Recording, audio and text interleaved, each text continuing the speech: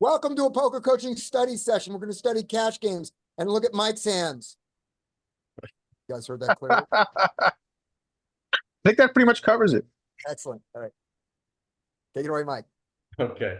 Yeah, so this is Scotty's baby here with his the villains cards face up, or everybody's cards face up, so we get the chance to see what is actually happening out there. This is 50 NL on ignition. And what we like to do is we like to go through these hands, see how the villains are playing out there, and so we can kind of get a sense for what's actually happening. What we like to do is go through and just kind of analyze what should happen pre-flop, and then analyze a hand if it goes, if it gets any deeper than that. We like to, sometimes we'll have fun and try to predict what the fish will do, but we don't want to get bogged down in that theater. But here we go. I'll start off and we'll switch it up every 15-20 minutes or so. And I am just going to start timer so we can kind of keep it going. So what we do is we just predict. Let's see, or what should we do? Tens should raise, and in this, they should take it. Tens should raise and take it, but we'll see what happens. So they do raise, and we got the first raise and take it.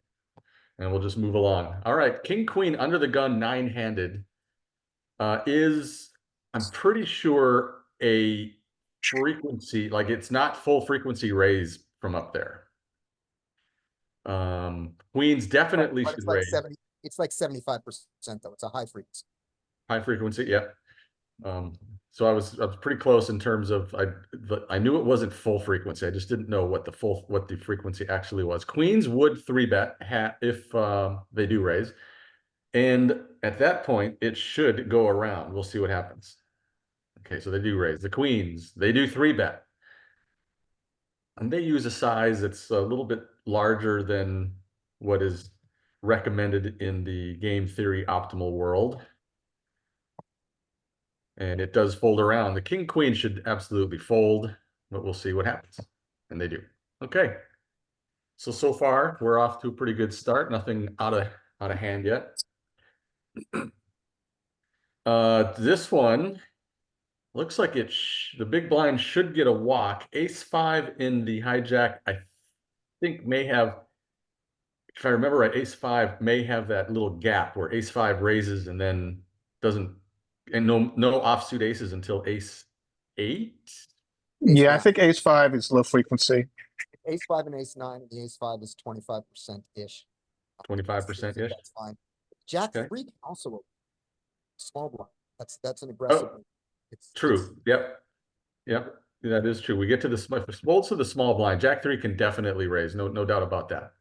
And they do. And Jack-7 off should fold. I don't think that's going to be in the 3-bet bluff target. Yeah, I think that's a pure fold. Old poker coaching charts, it was a 3-bet bluff. In GTO Wizard, it's bare, it's like a jack, there's a sliver of Jack-6. Nothing. So here's our Jack-3. So that does make it within the charts, GTO Wizard charts. And the big blind defend, Jack-7. Okay, there's a little tiny sliver there. Sliver.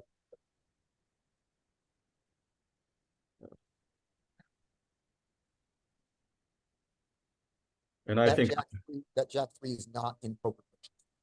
It is not, you said? Jack-4 is Jack-4 starts it?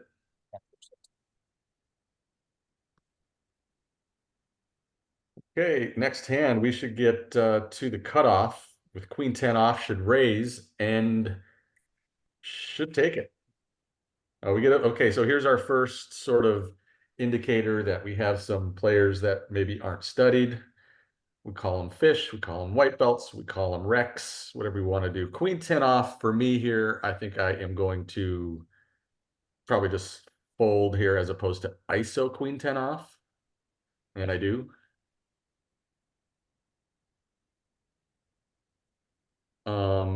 And yeah, Scotty, I was just I was playing with you on the shouting. Not so much, it's not so much the volume, Scotty. It sounds like it's got like it's digital sounding and kind of Yeah, breaks up a little bit. yeah, I'm low band. All right, so we're going to see our first flop from a limper from early position. And again, I don't think we need to get bogged down on too much strategy when we get into these situations, but Queen nine's probably just going to check here at 5-7. Who knows what he's going to do? He goes pot size with bottom pair.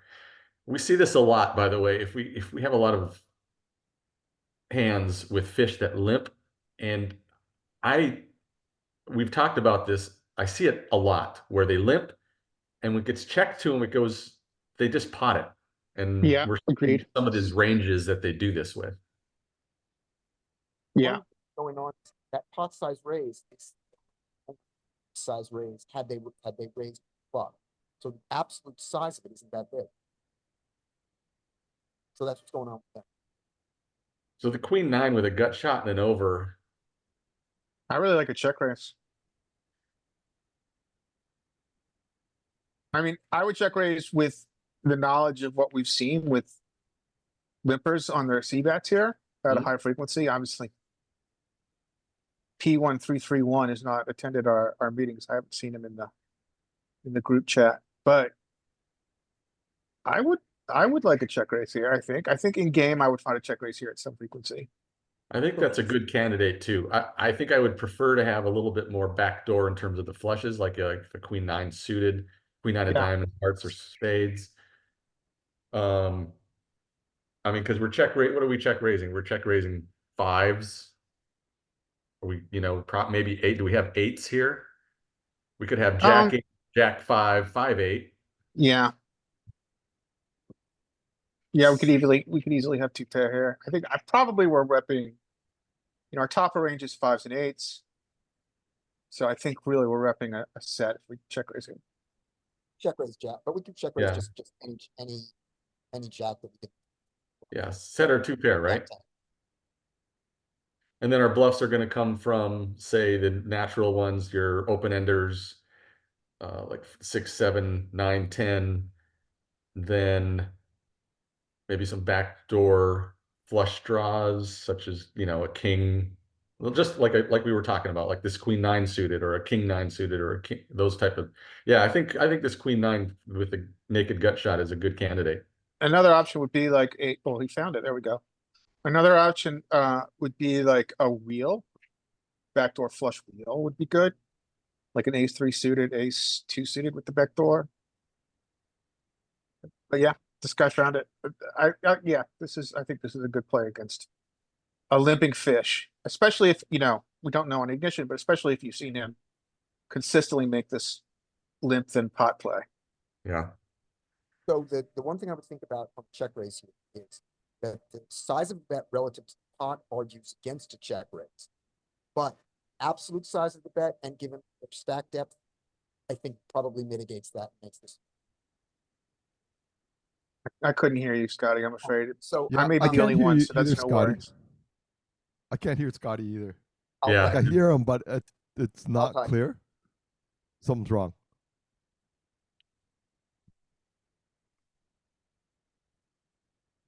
Are you Okay, still there? so ace nine's a little early. Queen 10 suited from the low jack -1 is a raise, and that gets to the jacks in the small blind. Okay, so we get a kind of an early position raise. Jacks probably may have some calls in addition to some three bets.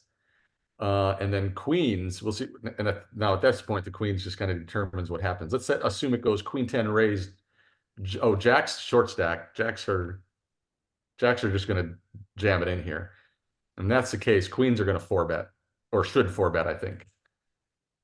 So the ace nine decides to kind of come in and put a wrench in everything that we just talked about. At this point, Queen 10 should fold or three bet.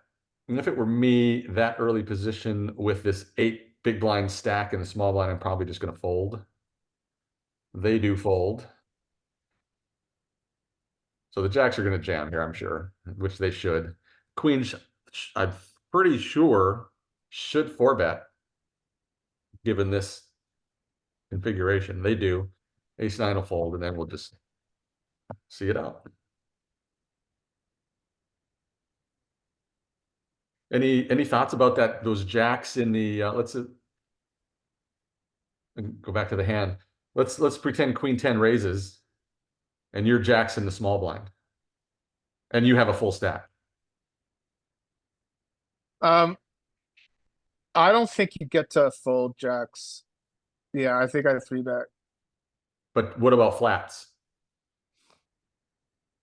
I think in theory, at, our comparable rake structure, I don't think you have flats. You might have some, but, I think the rake at NL50 is mostly gonna lean towards, a three bet. So there's our queen 10 suited from that position, one past the low jack, small blind.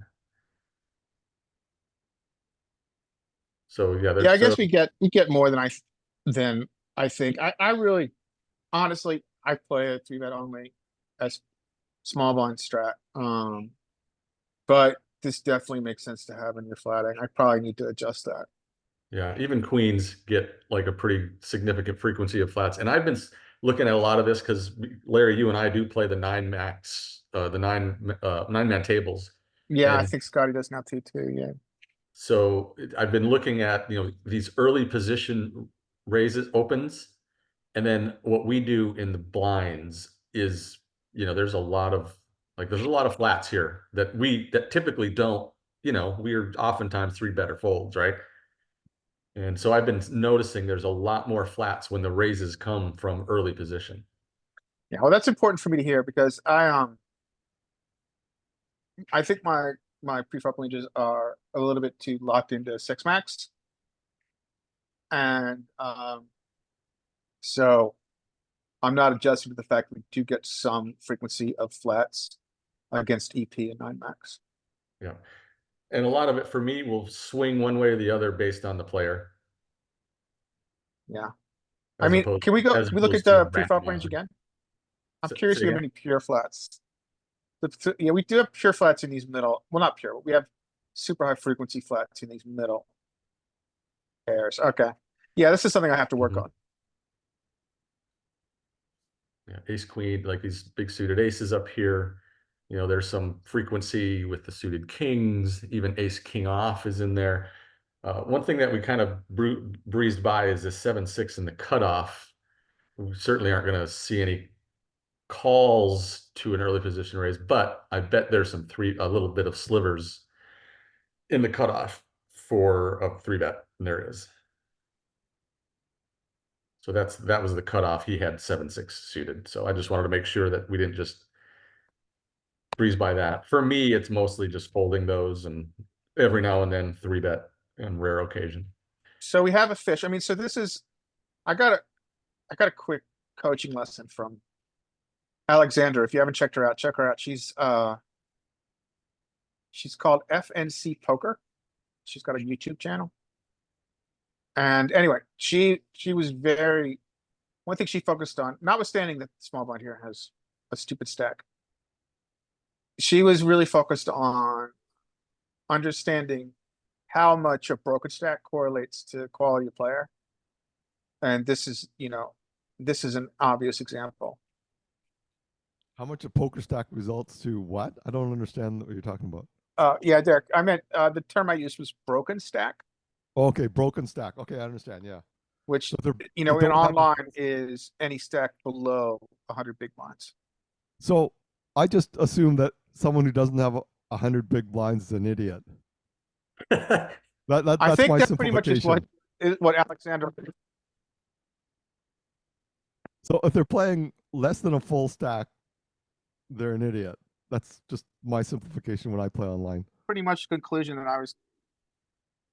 Well, that, but we're playing a game of incomplete information, and so. She also, by the way, is quite MDA focused in her past training. So we're playing a game with incomplete information, and this is a piece of information that's being presented to us. And so, it makes sense to use it. And this is an example of why that correlates with her presumption that a broken stack is oftentimes a poor player, because this is a very, very bad RFI. Now, of course, there's circumstances where he may not have been able to reload the prior hand or something. I'm gonna try to go back and see if something did happen. Maybe something happened that we didn't see. Yeah, Like, you have a looks good like, point. I think that's especially true on Ignition, where it's a little bit awkward to try to, I but think they don't that's have automatic reload. this was prior. I'm trying to go backwards and find the same table.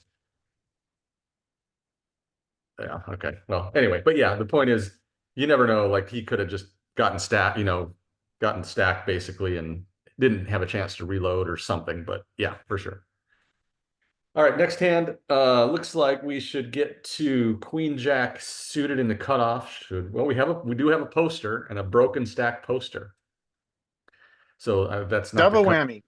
Yeah, that's not the cutoff. I thought that post was the button, but that is a poster in the cutoff. So Queen Jack suited. I am definitely going to be raising this. Well, let's talk about Hero for a second here. So Hero has Queen 3 suited here. We've got a poster.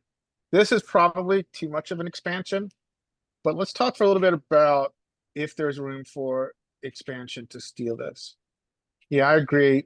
I'm looking at chat, by the way, Scotty, and I do agree this is too much of an expansion. But where, do we have an expansion here? So like, if we look at like, this is low jack. If we look at low jack RFI, like in the suited queens, are you expanding at all to try to capture this essentially dead money? I don't. I personally, I don't think I do. I think Okay, when I'm out of position, like the poster is has yet to act, and like for here, I'm out of position to the poster and everybody else. I don't think that I expand my range. I do use a bigger size bet, as we kind of all do. I yeah. don't make it the standard 2.5. I would go 3.5 here. A lot of people will just make it pot. When I'm out of position in earlier positions, I do go like a little bit smaller. Whether that's good or bad, I don't know. Nobody's kind of really coached me anyway. I kind Can of you use repeat the that? Cause I didn't theory quite that hear it. GTO open ranges tend to be smaller from earlier positions and they get larger as you get towards the button. But Oh, yeah, true. That's true. so I don't think I'm expanding my range, certainly not to that extent. If we look Yeah, at I mean, Scotty's got a good idea in chat, which is we can perhaps use a cutoff range. So move up a couple spots. Like, so right here, like in low jack, right? So here's in low jack cutoff. Yeah. So it's like a mixed queen 8 is what I see. Yep. And so maybe a simple adjustment here for me would be to RFI queen 8. So maybe queen 8, add that to all the queen jack off, do all queen 7, and then maybe I have a higher frequency of suited connectors. Or the alternative is that maybe I'm a little bit too aggressive with trying to capture this dead money. Here's a couple thoughts here. One is, got this dead money, yeah. The other thing is, because you have to raise to 5, or in my case, 4, actually, remember, you still have the same number of players behind. So the odds of them picking up the book. Hey, hand Scotty, I'm sorry, buddy. It's almost impossible to hear what you're saying. I know it's frustrating, Scotty. I'm sorry, dude. Yeah, I'm sorry, man. You basically heard like maybe 3 words. But I'll try to keep an eye on chat here. So yeah, so like you're saying, Larry, is take all these and just make these pure. Are you Yeah. then also making all of this pure? No, I think we can increase frequency. Okay.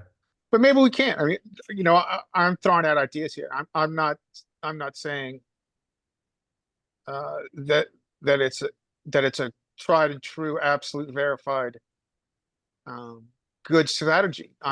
But I think these conversations in these meetings are good for us discussing options. Yeah. So Scotty says counter argument is because your bet will be 4.5 bigs.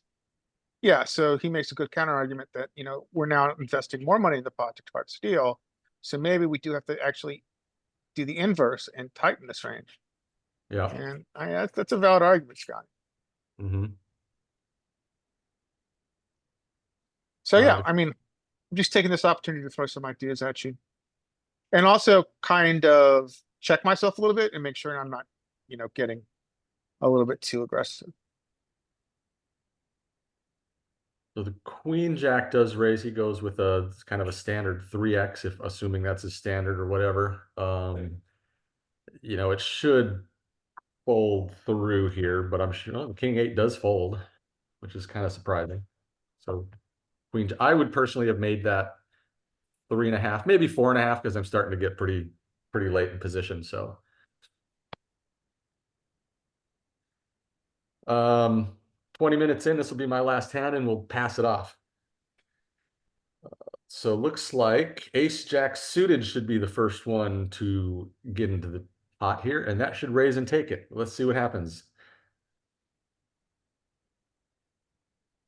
Okay, so they're using a little bit bigger size than normal. Also a broken stack, and that should raise and take it, and it does. All right, who wants to go next? I'm quite talkative today. I'll do it some. Okay. Take it away. Oh, sorry. Go ahead, Mike. Oh, I just said take it away. Yeah. So I think we do get to open ace 10 here. Continue. So yeah, I think we're opening ace. I think even in 9 max, the value of the suited ace is there because we're Yep. drawing to the nuts. Yeah, it's pure. 3% of the time, I think it is what makes the nuts. So yeah. So we open here. Keep going. Okay. Sorry. So he should raise take. 7-5 doesn't get to play that spot. He raise it, take it. Yep. How about 3s in the small blind?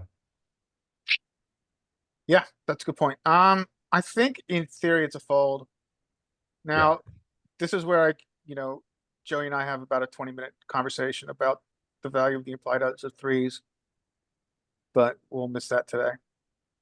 No, I think it's important just to reiterate. I think, in theory, there might be a tiny little bit, but yeah, it's like I'm folding it just all the time. Yeah, I think it's a little too low. And here it is in GTO Wizard. There's a little sliver there. Yeah, I mean it's 0 EV, but I've said it 100 times. I think it's the EV goes up depending on the KYC and the situation. Yes, I agree. Okay. Or it could go down, Dave. Okay, so let's 4 3 3 6 queen 6 7 5 7 9. This is a fold all the way around. This is a walk for the broken stack. Okay, true. And I might expand queen 8 because queen 9's the bottom, and I might expand depending on the blinds in the situation. I don't know if I do here or not, but I do. Okay. So are you so you're expanding based on what you've seen from play from Yes. T1. Couple of things that I will consider. I will consider how tight they've been. If they're basically less than, but if both villains over a decent number of hands have been tight, I will definitely expand, maybe more than this. And I've seen this broken stack in the big blind to be pretty, suspect. So yeah, you probably already identified this as a shitty player. yeah. Good expansion. Okay, so I think that this is also a raise it take. I don't think that 4-2 suited gets in there. I think this is a raise. I think this is a walk. Or two suited, yeah, I think you're right. I think that may be at the very bottom. Let's go look, because I'm not 100% certain. So 30 says, What do our computer overlords say? yeah, nope, not there. Wait, is this the right? That doesn't seem quite right, is it? Right. That's right. That was right? Yep. Okay. Yeah, so no 4-2 suited.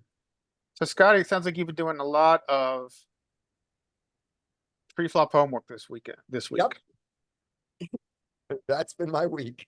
You sound a lot better, by the way. I did something. Okay, cool. Right, Larry, so you got a limp in the small blind. What are you doing in the big blind? Yeah, so I mean, I think you could do either here. I think either's fine. So I think, if you do get a limp here, queen jack suited, mostly is calling, but if you do raise, you're gonna raise to 3. I think the options that, if I recall, I don't really look at these ranges too much, but if I recall, you can either ISO to 3 or 5, Yeah, just to make it even a more complicated strategy. But I think this mixes ISO. I'm not sure at what frequency. But yeah. Um, In theory, I bet it does mix, but I would be 100% raising this.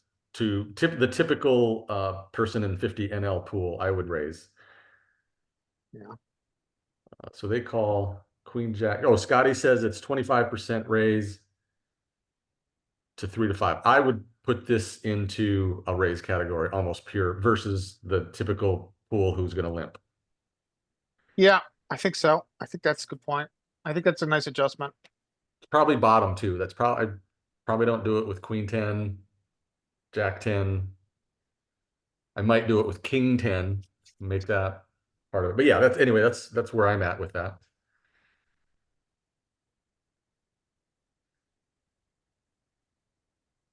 So yeah, it's got a good point. Their limping range is going to probably be a little bit too linear.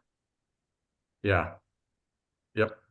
Okay, so he chose um to check.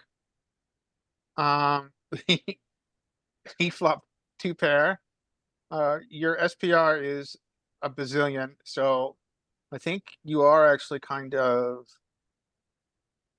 I don't think you trap here. I think you're kind of compelled to bet because of the SPR and the equity of your hand when you flop 2 pair.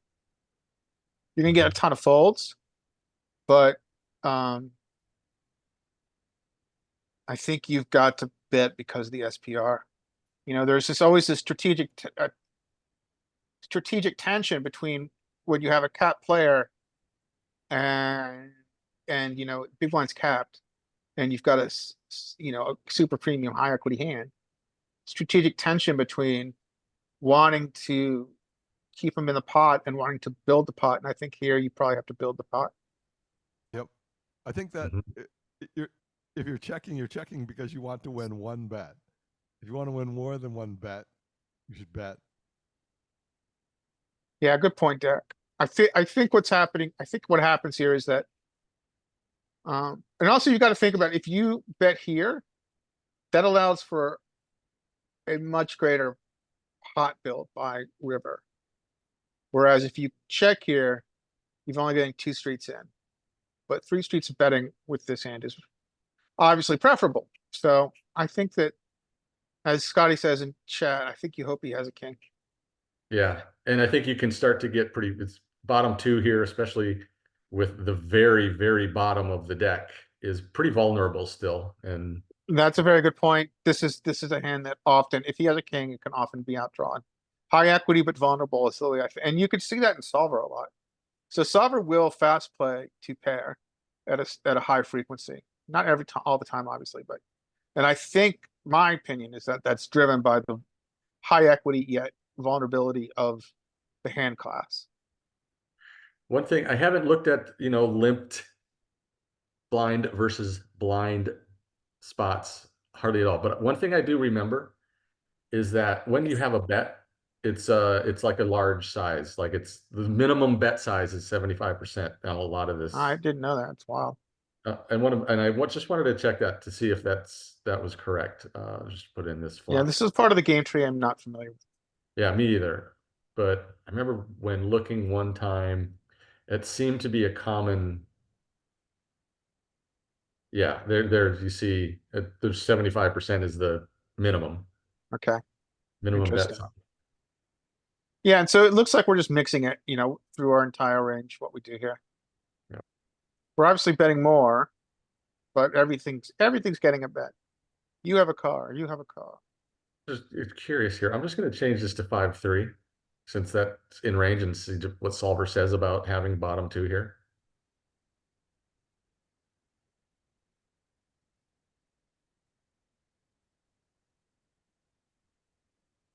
So it's pretty high frequency check. Interesting. Hmm. Yeah. Um, But they went check, check. okay, now you have to start betting.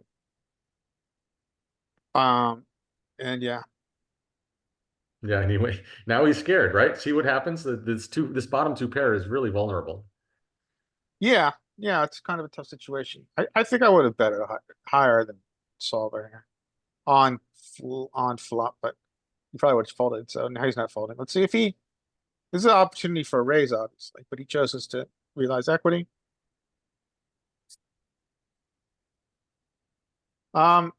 Yeah, so I think this is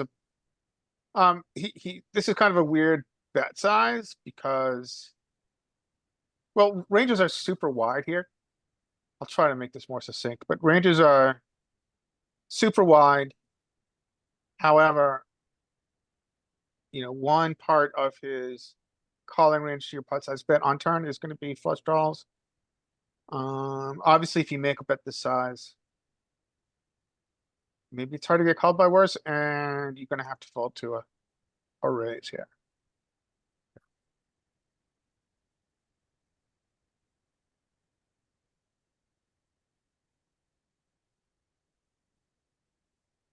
I don't know if you can understand, but the 4-2 doesn't have to worry about the flush as we normally situation. I think you're cutting out again, Scotty. I'm sorry. So his chat says 4-2 doesn't have to worry near as much about the big blind with flush compared to a normal. What's normal though, Scotty? What's normal? Like a single raise pot from the button, or Yeah, I would assume a filtered range somewhat because of a raise. I think that's a good point. yeah, so yeah, raise from anywhere basically. Yeah, that's a good point. It's a weird spot. And I frankly am not studying many of those. Me Okay, either. am I still on? Yep. Okay, so let me take a little bit of time to look through these. I think this is a walk. Agreed. Neck This hand. is we are in 10-9 the in the card dead small version blind. of card dead period of our hand histories. So 10-9 in the small blind. Yeah, 10-9 is small blind. I think it mixes. So again, I'm not gonna try to speak on limp ranges because I don't know them, frankly. But I think 10-9 does get in there. So you're gonna RFI 10-9. He's gonna fold. Yep, I agree. I think 10-9 is definitely. Yeah, you're up there pretty good. But Yeah, but 10-9's in there. So I would, okay, so then.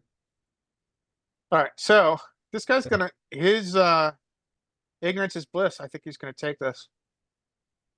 Yep. Well played, P4. With your expansion, and this is significant expansion, right? I mean, this is it's a very significant expansion. So I think King 5 will have some low frequency raises from back there, but that's Yeah, the I think bottom. it mixes everything between like King 5 and King 9. Yep. Yeah, so King 3 is considerably. But maybe P4 is a good player and he realizes this seems to be a quiet table. Okay, so you get to RFI this, I think. But not pure. I think that There's a little cheat over here for you, Larry. oh, there you go. Just Yeah, happens okay. to be up. I got lucky. So yeah, so you get to, Hero gets to mix up RFIing this. His table's been pretty placid, so I think this goes into RFI territory, considering we've not seen many three bets. Larry, Don't have a great sample size, but. And ace 10 has to fold. Queen nine, I think, is not a defend from your EP open. So I think you raise and take. I think Hero raises and takes Yep.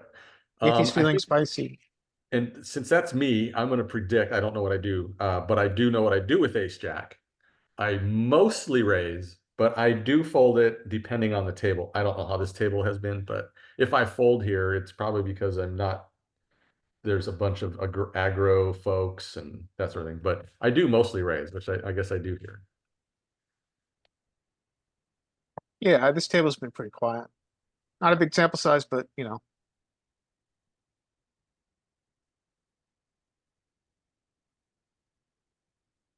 Okay, so King 10 is a pure RFI. And ace 6 is not a defend. I'm going to. I don't think King 10's pure. Okay. We'll take a look. But just so we know, just so we can see. But they do raise, and they should take it, like you said. Okay, let's take a look. I think King 10's the that threshold.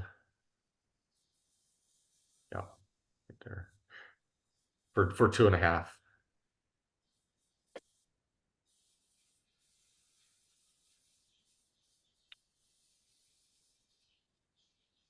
Lear, are you still there? Yeah, sorry. Okay, Oh. I'm back. Sorry about that. Yeah, just wanted to. You said King 10 pure, and just wanted to show you that Yeah, it was actually a threshold. Yeah, okay. It is pure, right? No, it is not pure. It is Oh, but that's off suit. from Right? the low jack. Yeah. That's off suit version. What about suited version's good? Oh, I'm sorry. Was it suited? Yeah, it was. Oh gosh, that's pure. I'm sorry, Larry. No, Yeah, that's all right. no, that's pure. Yeah, for sure. My bad. So we've got a limp. So Hero is Hero right now. I don't know. I don't think you can really play this hand, but I thought there was a limp there. Whatever. Oh no, he posted, and No, then he this raised. this was the King 10 hand. It just hadn't advanced yet. So Okay, sorry. here's your next hand. Okay, sorry. Hero does not get to RFI King 6. It's a pretty card dead table, so we are gonna have a walk. We should, right? Let's like that. Look at that. Slivers in the hijack. Scotty says slivers in the hijack for queen six suited. Whoops. Get there. Slivers, I didn't know that. Oh Slivers. yeah. Okay. Oh, that's Slivers. that weird gap with the sevens not being there and then a little snaggletooth. Hey TK, welcome to the group. And you're right, we are in the low jack. Get some slivers. Okay. Okay. All right, so next hand. Ace 9 is an RFI, and I don't think King 8 defends. Yeah, sorry, Ace 9 of the button is an RFI. Okay, good. I was just about to call you out again, Larry. I encourage you to do that early and often. Okay, so this is an interesting spot. So, I think your worst choice is to flat here. I think, we're all in this situation at times. You've guaranteed a position, so I think you do expand. I don't know if it's an expansion really. I think I ISO to 4.5 here. Me too. I'm not totally comfortable with it, right? I mean, but I think our guaranteed position post flop, I think we're going to ISO. I'm with you. I would ISO this hand. I think it's strong enough to ISO a limper. If we use, is it Joey's or Scotty's protocol of taking two positions back and using that range, ace 9 is definitely it's in there. But I also, sometimes they say take the top half and ISO with that range. Is that what he has said in the past? I think it's 2 positions forward, the RFI range, that's your ISO range. So from the button, we go to the hijack. That's 2 positions. I thought it was the full range. Scotty's saying in chat, it's top half, back 2 steps, so. Okay, maybe I misunderstood his So, ISO theory. Scotty, are we taking the hijack range and only taking the top half of this range and using it to ISO the limper? That's the default, Joey's. Then you expand when you know villain's range is shit. And then you expand further to your full opening range. No, villain's range is shitty shit. Okay, So in my games, I have like 7 limpers. that's a What would lot you of do for limping. that? What would you do for that? Like, imagine if there were 7 limpers here. What would you do? So 7 limpers, I think is. So I don't really like flatting this hand because it's doesn't have, it has really bad reverse implied odds. So I think if there were like, to use Sure. a technical term, a shit ton of limpers in front of me here, I would Yep. just fold this. Yeah, if you're talking about this specific hand, ace 9 off on the button and with 7 limpers, absolutely I would fold. Agreed. But what sort of, like, for adjustment, I just pretty much play. Like, I assume every time someone limps, I put like a big sticker on their forehead that says idiot. And then proceed from there, pretty much. Yeah. Is that the right way to play, you think? Or I would do this. I would change the sticker to an irony laced VIP. okay. That's the only Okay. that's the only difference I would. Yeah, I mean, I think any limper in any raked game is not playing well. Well, this is a timed game. Well, There's even no in a way- time game, I would argue they're still playing poorly, but they're not playing quite as horribly. Yep. The only question becomes what your ranges are, but there are overlimp. I think there are hand classes that like an overlimp in that situation. So let's drill down on the situation a little bit, Derek. So give the team here a limp number. So you're on button, and how many limpers do you have in front? I don't know, 5? Okay, so you have 5 limpers. So then, yeah, I mean, I think what happens is that you've really got to think about and you guys can correct me if I'm off base here. I'm not entirely comfortable giving advice here, but I'm gonna try to think it out. So you really then want to think about what hands have implied odds and have overlimp potential. So the first thing that comes to mind are low pocket pairs that can make a set, which is a high equity hand. Suited connectors. Then suited connectors, which can make flushes and straights. To simplify things. And then maybe some high suited aces like ace-6 suited, for instance. And then I you get play- to your ISO range. With And 5 probably your limpers- ISO range is going to look a little bit like maybe the UTG's range, UTG RFI range, where a lot of your Broadway, especially your suited Broadway now, are going to ISO to a big size. 5 limpers. So let me see, 4. So probably like going to like 8 big blinds or 9 big blinds, maybe 10. And then, I think your bluffs then become like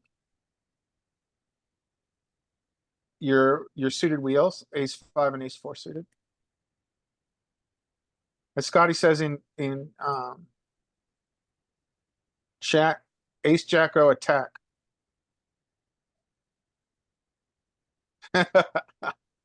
So yeah, so that's how I would construct my range in that situation. I would have overlimps with the portion of my range that has really good implied odds, but I would also have a significant ISO range to a very large side. and no mid offsuits. Yeah, that's a good point. So Scotty says no, and you can just probably chuck your. You can muck your offsuit like a king jack off, queen 10 off.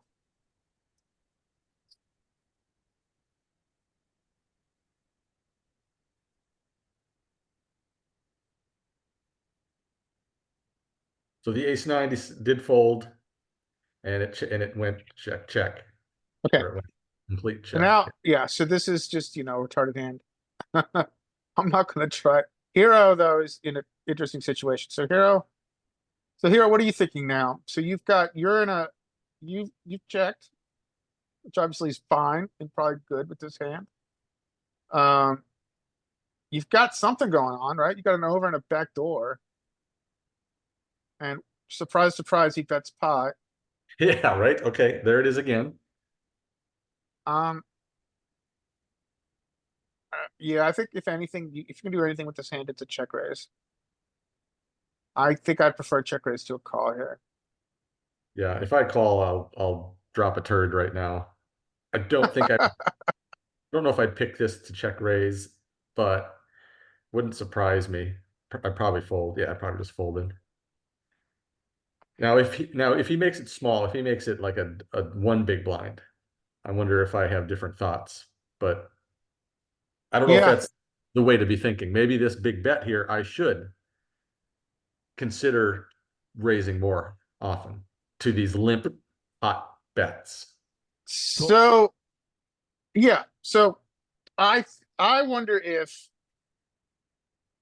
the correlation between pot size for bet size and pot size can get chucked. Can that the strategy that there's a correlation between our check raise frequency and bet size relative to pot size, we can chuck it out the window for this particular situation, which is a limper c betting pot or close to pot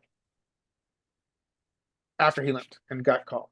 And my argument would be that we can at some frequency begin to exploit this situation. Yeah. I don't know.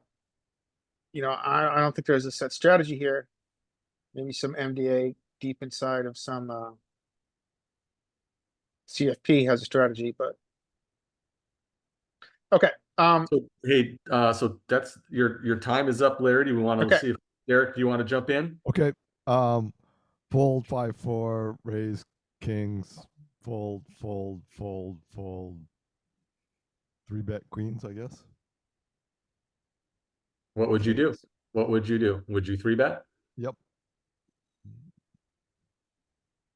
then Notice 4-bet notice the kings. bigger size. Yep. Oh, he called. I think you get in theory you get calls, but no, before there's definitely 3-betting going on as well.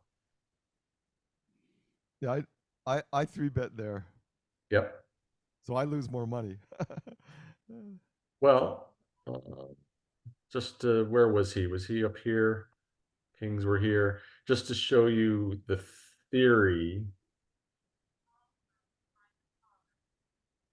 You see that's fairly high frequency call with Okay. queens. So But I it's just 50-50, you can call on the button. Yeah. Yep. It's 60-40. 60-40 in favor of but you're right. I mean, 3-betting is definitely on the table. All right, so here we go. King. Well, let me go back because what should the kings do here? Bad.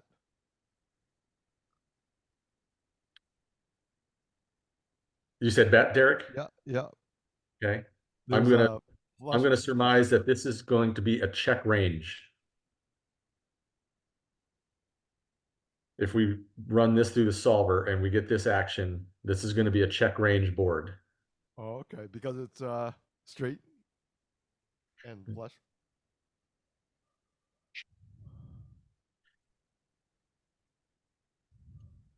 So Yeah, I think this is driven by why is this a check range board? It's driven by locked up equity and playing out of position. Playing out of position, in theory, we're going to check a lot. So we're out of position, and there's chances someone might have flopped the nut straight. Is that what you're thinking? Yeah, there's locked up equity, and so I think if you, I, th- I, th- I'm not sure. I think in position might have more straights here. Yeah, I have a hard time articulating the reasons, but the range advantage that under the gun has is not significant. Either is the nut advantage. In fact, button may have a fairly significant range advantage here. Do we want to plug this in? I kind of feel Yeah, like we're getting I to that do. point. I think we reached critical mass to ask Yeah. the computer overlords. Yeah. Okay. Good call. So where was his position? He's one under the gun +1. And You're gonna get one. You're gonna get 1 9 max, I think. yeah, I was just trying to think if there's a way he made it really big. If we wanted to look, there's no way to look to see the 3x defend, but No. here's your button, here's your call, and we get a flop. Can we before we burn your 9 max? Can we confirm that button? Oh, has there's no flats? burning. There's no burning. I'm good. Oh, okay. Okay, cool. Never mind. You wanted to confirm there's no flats? Confirm there are flats. There are Yeah, flats oh, yeah. with queens. Mostly Yeah, flat. you Okay. you must have stepped away for a moment, Larry. Yeah, we looked at this. I did, sorry. Yeah. And we had a flop of 8, 9, 10. 8, 10 of hearts.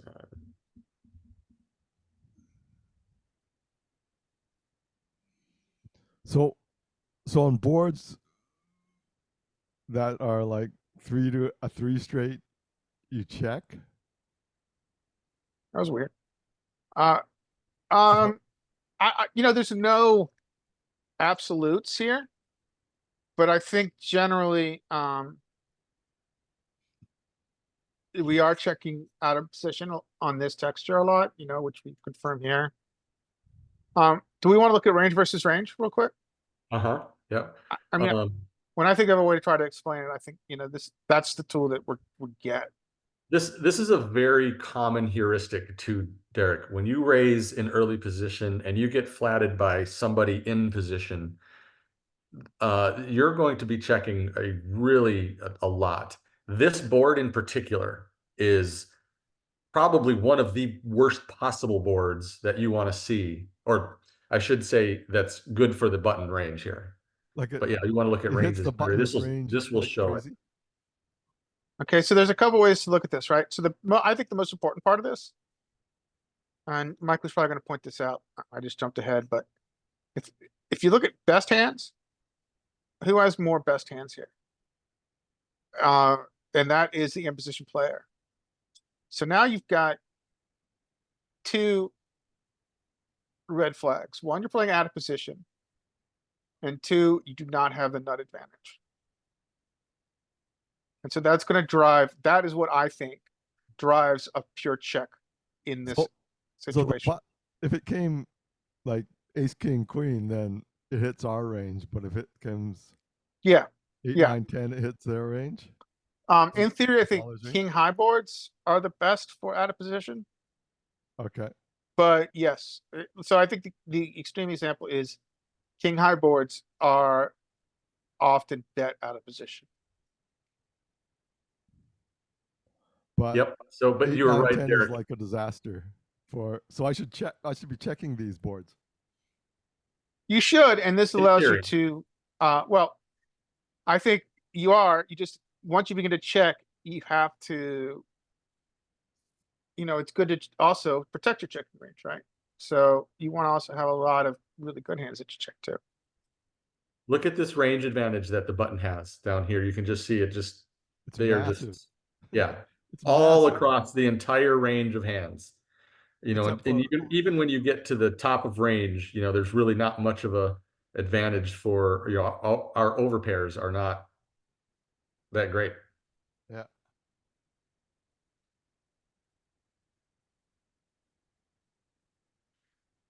So yeah, that was, like we said, a check range there. So you check. I don't even think we get check raises here because of the locked up equity. Oh, it's Derek's. I'm going to shut up. It's Derek's show. so I check everything in this because of the board's horribleness for my Yeah, maybe range. the way if I looked at this board and I was playing this, Derek, what I would say was, well, the first thing I would notice is that there's locked up equity. The second thing I would Okay, when you notice say is locked that up equity, you mean that he could have like a sat or a straight? Is that what you're saying? mostly is straight. I would be saying straights are possible, and he has more of them. Okay, what is locked up? So locked up equity means you got a good hand and you'll probably have a good hand by the river. Is that what you mean? Locked up equity is shorthand for nut advantage, which means it's possible that he flopped the nuts. Right. The nut is already there. The nuts are already there. That's what Okay. Scotty says in chat, which is, yeah, the nuts are already possible. Okay. And Scotty also says we get check races with our straights with no hearts or clubs. Yeah. So we do get check races on this board. It'll be interesting to see what our check races are coming from. I don't think if imposition bets here, in theory, I don't think we check raise. I don't think so either. Combo, because this combo's got high equity, but it's very hard for it to improve. Yeah, and Derek, I think you said it pretty well. What you said was that your hand, like a locked up equity, such as a straight or a flush, is good now and most likely will be good on the river. That's not a bad way to say that. Yeah, Okay. agreed. So I kings should have check. caught that. What do we do with queens? Well, Derek, you this is our favorite board, I guess, eh? This should hit our range like 90. So we can bet our range.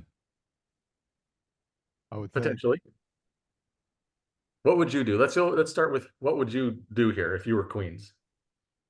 Now you already said you would have 4-bet, so you wouldn't be here. But let's say you got here. Yeah.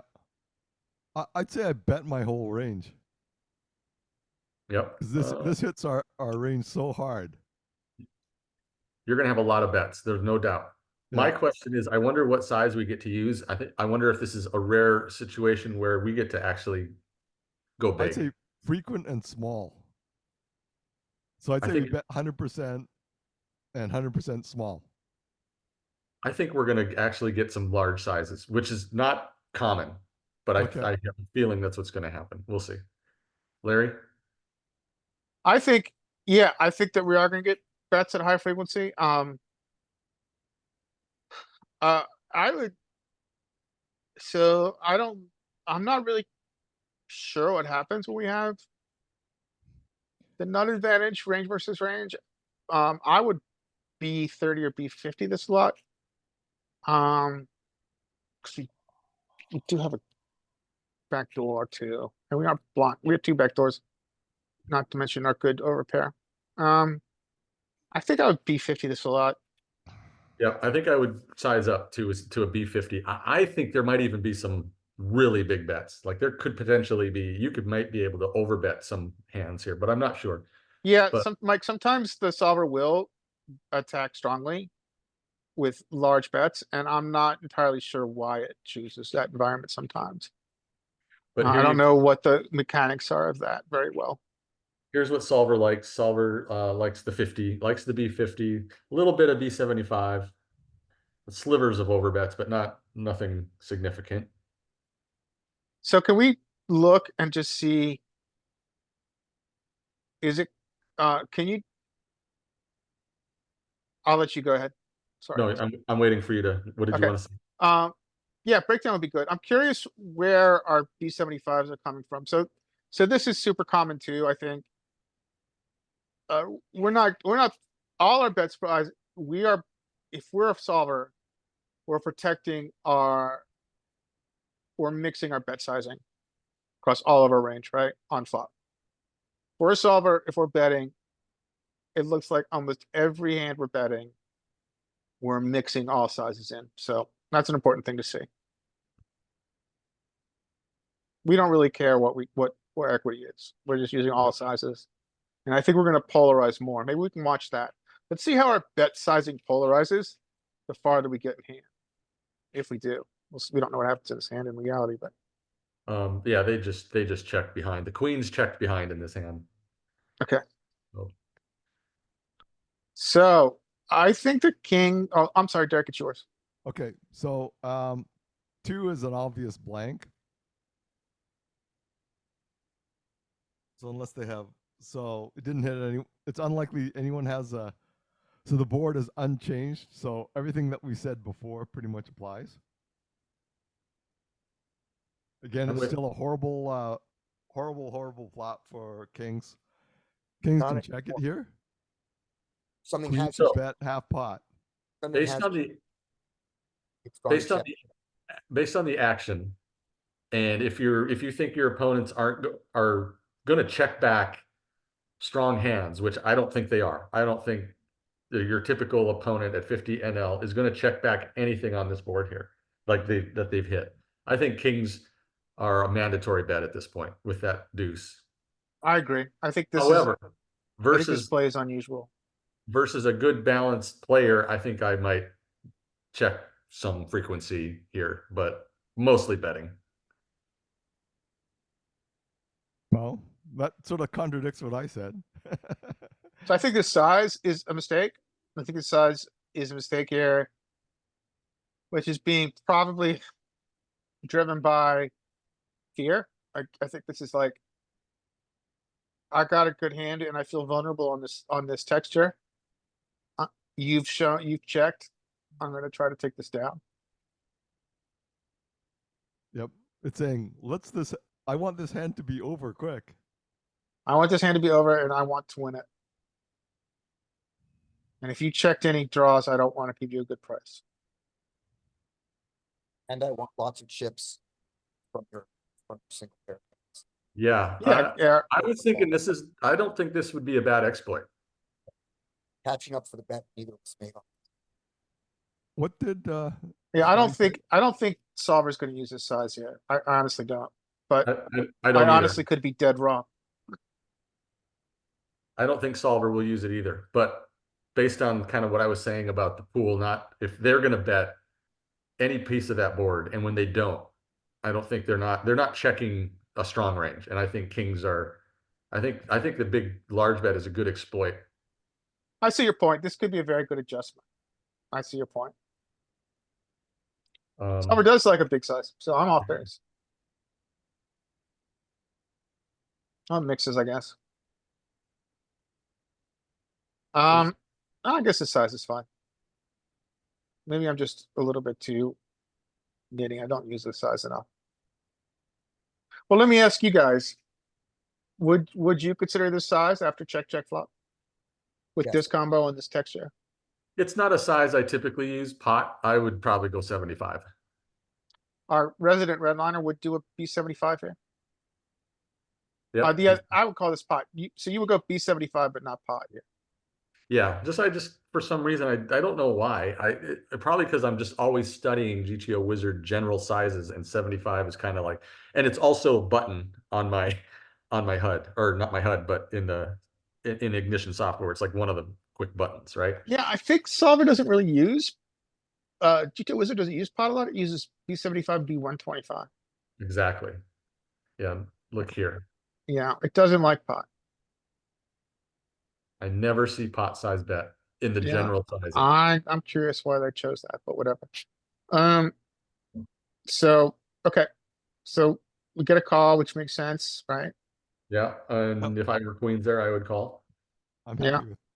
Okay, so this, I think is a check and assess. Oh, I'm sorry, it's your turn, Derek. I apologize. Okay. I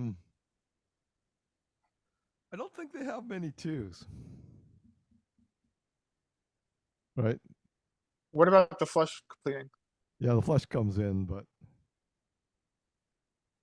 you could have. Pair is I guess we just check if we have the kings. Like how Pair much more deuce. value are we going to extract from him if we have one pair pair hand? deuce is good for king. The heart is bad. Pardon me? Paired deuce, good for king. Heart bad. I can't quite understand what you're saying. He said that the deuce pairing is good for your kings, but the heart is bad. Right. So you've now counterfeited his 10-9, his 9-8. He's got a Yeah. lot of two pairs now that can You become beat all the counterfeited. 2 pairs. Yeah. But also, he's got some flushes that he's going to play this way, and you're not blocking the flushes, and there aren't any like good flush blockers in the game at this point on the board. So I think we check here with our kings. I think that's a good play. That's what I would do. Me too. I was considering could we block here, but I not when I think about it, I don't like that idea.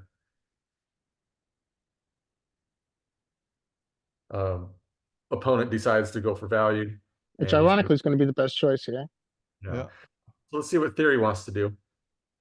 What do we do here? We went check check on the turn. I thought, No, we went bet. yeah, Oh, he he's did? 75. That's right. It was pot. He bet pot. Yeah. Yeah. I mean, yeah. I almost want to tell you to see what happens to a B125. But that's all right. Same We'll go back. difference. Kings want value. Interesting. Which side? Yeah. So yeah, he found it. I did not find it. Can we so one trick I'd like to do here, and I don't know, it might help you. If you you've highlighted the kings, right? Okay, now leave it like that and then go to breakdown. And it might, yeah, so see where the dark region is? It's showing us where the kings are in our equity, in our city graph for equity.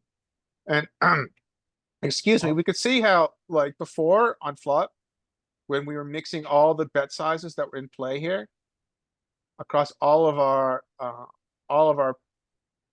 hands that choose to bet.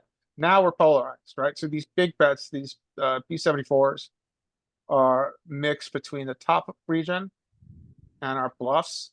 And the kings fall in this middle region of betting, which aren't quite good enough to go for the big bet, but like to go for a B50. And so I like looking at this because then I quickly, I can begin to understand hand classes. Like what hand classes are betting what? So all these middling equity hands, which are straights even fall in there, are overpairs. They all fall into a B50, whereas we begin to mix the B75, so we get to the full houses. And obviously the quads are a special animal. But then we also then can correlate that with where our bluffs are coming from, the size. What did you want to look at back here? You wanted to see what queens do to a B125? Yeah, I was kind of curious because that was like, I feel like in Solver, and you guys can tell me if this is ridiculous. In Solver, compared to the game, when I see a pot size bet, I sometimes want to go to B125 because I think that is more what that size is representing. Okay, I And hear so you. no one really uses B125s. So we call, right? So that's cool. All right, I just wanted to see what we call. Now what does he do? Now he's got a more filtered range, right? Out of position. Let's see if he continues to value bet kings. He does. He doesn't take that size very often, but he does continue to value bet kings. Smaller size though. Now Oh, he smaller blocks. size. Yeah. Okay, that's interesting. All right, thanks, Mike. Yeah, notice how much the equity has dropped. He was up into the 80s. Yeah, and now it's dropped because imposition has a more filtered range. So that, I think GTA Wizard is an incredibly powerful tool. I sometimes wonder if I'm too married to it. And I forgot a little bit too much about street poker. okay. One more, Derek. You're at Yep, 20 minutes, and yep. then I wish we could get Scotty in here. Okay. I know, man. So queen jack off is fold. 2-6 is fold. 3 is fold. 8-7 is fold. 7-8 is fold. 10-4 is fold. King-9, I'm opening. Oh, Yep. I was wrong.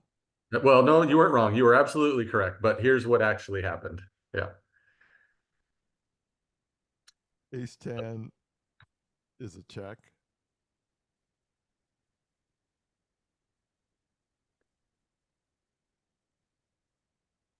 What do you think? Yeah, I think I would check behind with ace 10 off to an early position limp, although this is very close to me just isolating. Yep.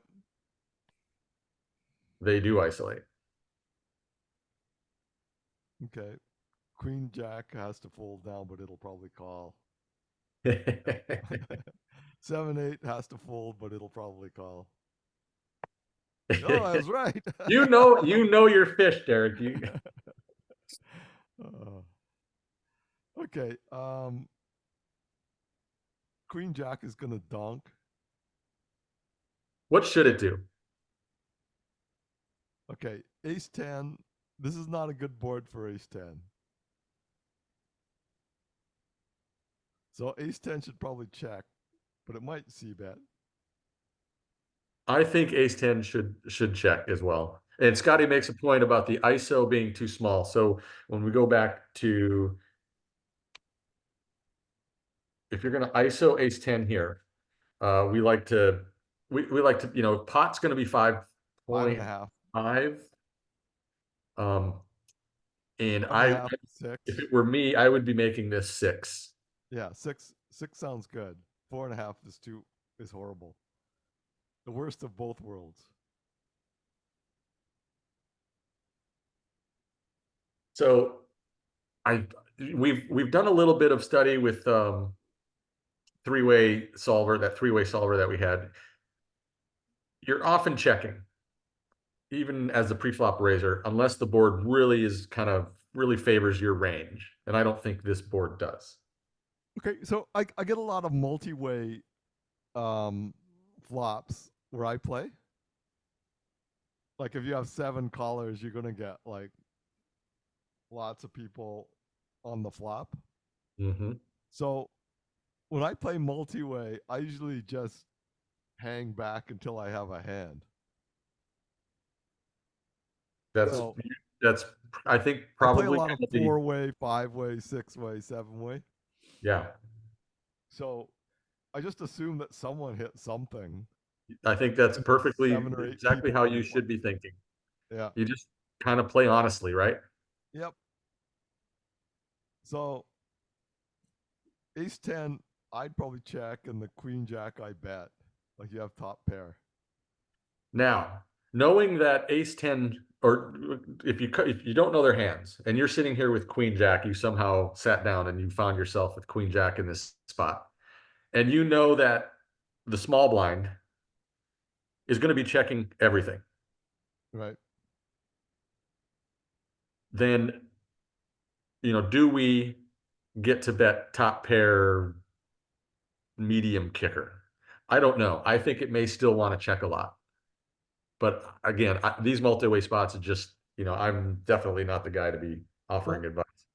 I'm playing most flops that I play in are multi-way because of the player pool that I have, right? So I always fast play everything, 100%. So is queen jack, is top pair weakish kicker good enough to fast play? Yeah, I'd say like it's good enough to fast play, I'd say, but it's not great. You don't want to play a big pot, but you want to make like you want to bet a quarter, a third, something like that. And Scotty says in chat, he says, here's a simplification for multi-way situations.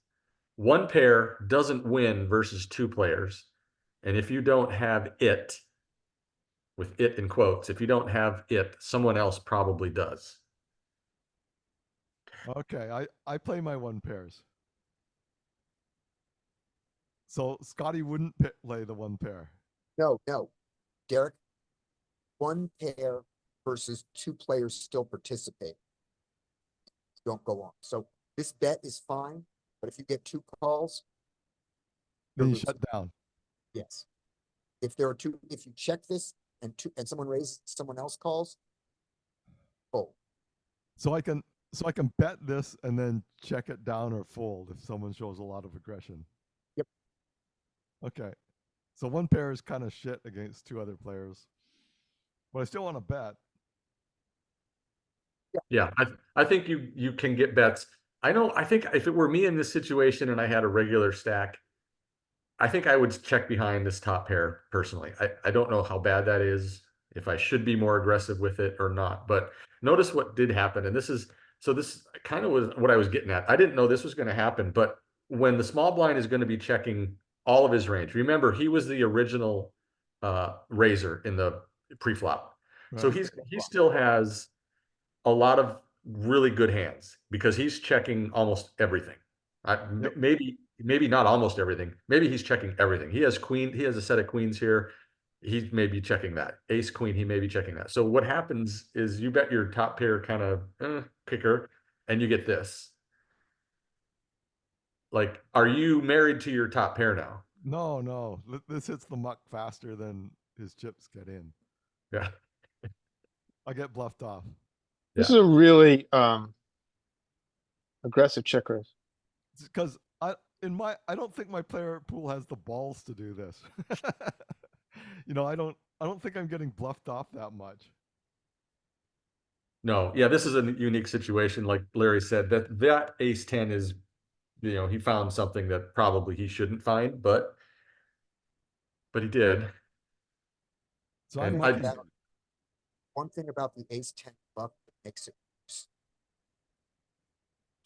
Follow it up when it's called. It's of the jack stack size. I can't quite hear you, Scotty. yeah, we didn't hear you, Scotty. But I did hear the last two words, and it's stack size, and that's what's kind of what I think makes this ace 10 kind of bad, is that the correct stack size is so short that you just don't have much fold equity. You can just go 45 here. The ace 10 bluff is worse because when called, he can't follow up. Right. There's not enough leverage. Yeah, I mean, look at this. He's got 35 back, and there's 51 in the pot. Like he can't Can't can't bluff him follow out up now. because he doesn't have any fold equity. Yeah. So he's fucked. All right, Scotty, I'll let's see type. if we can get you in. I'll type. Okay.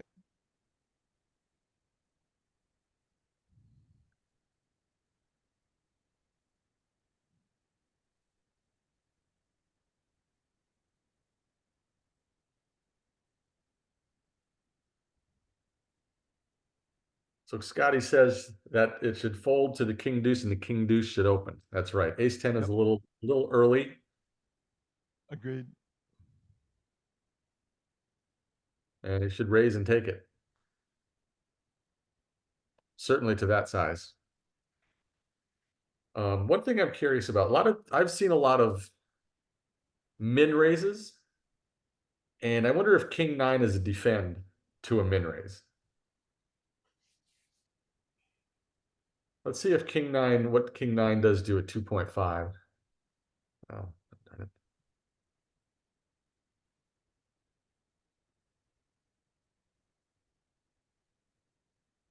So king 9 off to a button 2.5 is a defend. It raises Time. and or calls. Wow. I think it becomes a fold once we get to 3x. Or it might just be raise only, raise or fold. And I have these available here. Let's see if I can get these. Well, Joy So here- told me razor fold.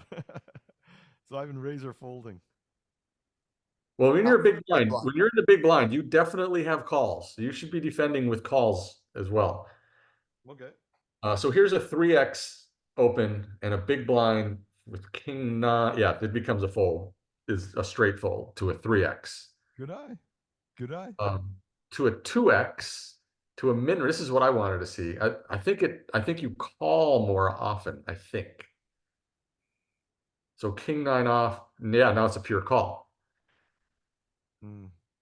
So just wanted to show the differences in the open raise size. We saw what we did with 2.5. 3, and a 2.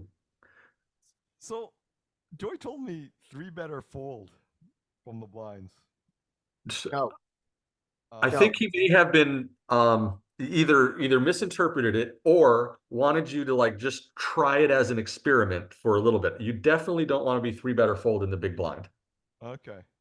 You Maybe he definitely was talking about the small blind. Well, in the small blind, I definitely 3-better fold because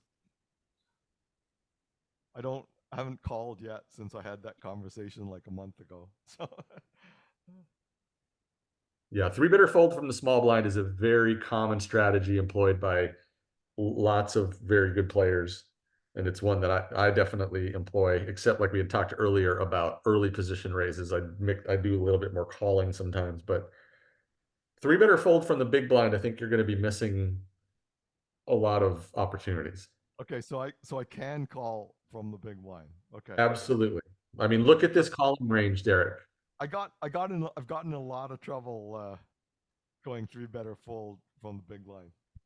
I can imagine. I bet you, yeah, that would be very difficult to play. I mean, 3-better fold from almost any position except for the button and the big blind is what most players, most educated players will employ. There will be no calling from any position in theory except from the button and the big blind. Now, the Okay. small blind does have some little slivers of green here. You know, you can see little slivers there. But I can But ignore that for yeah, that you can pretty much ignore that. You know, here's okay. the button range from a see the green coming in? So I can modify my play to only 3-better fold from all positions except the button and the big blind. Yeah, but for your exercise, I think you're still going to do pretty well doing 3-better fold from the button too. Okay. But the big blind maybe not. No, I Because would the hands that I got in trouble with are when I 3-bet people from the big blind. oh, yeah. yeah, I can imagine you getting lots of trouble doing that. Yeah, yeah. I wouldn't even know how to begin to employ that strategy. Well, that's two of us. All right, so Scotty, next hand.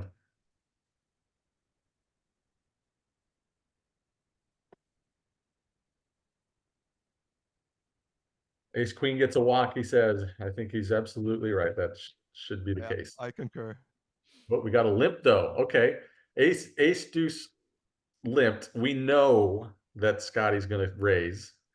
It's what size are you going to use, Scotty?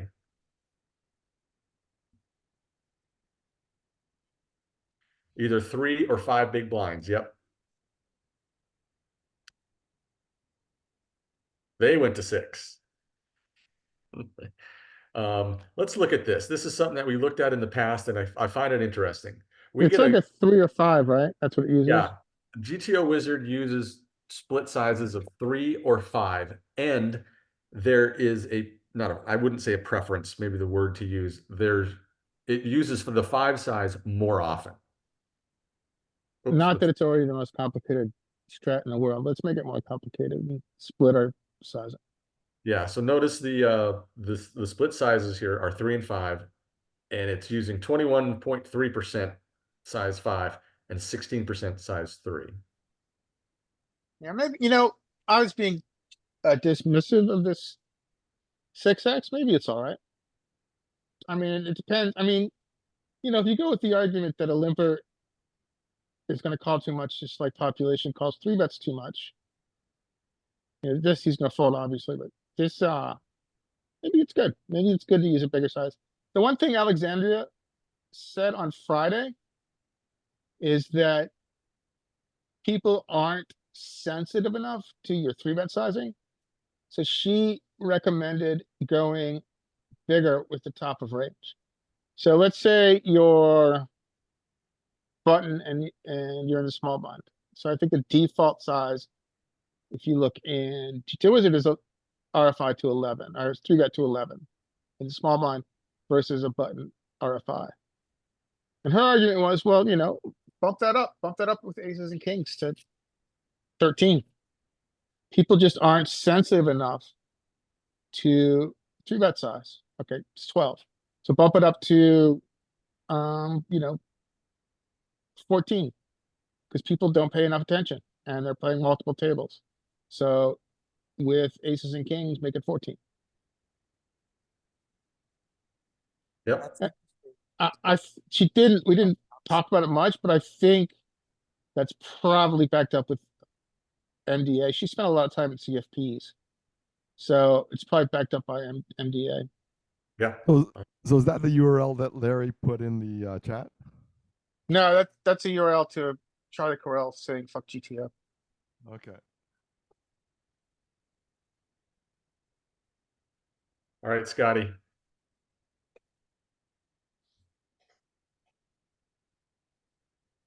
And Scotty makes, by the way, Scotty, you make a good point. We've done the opposite, wanting to get action.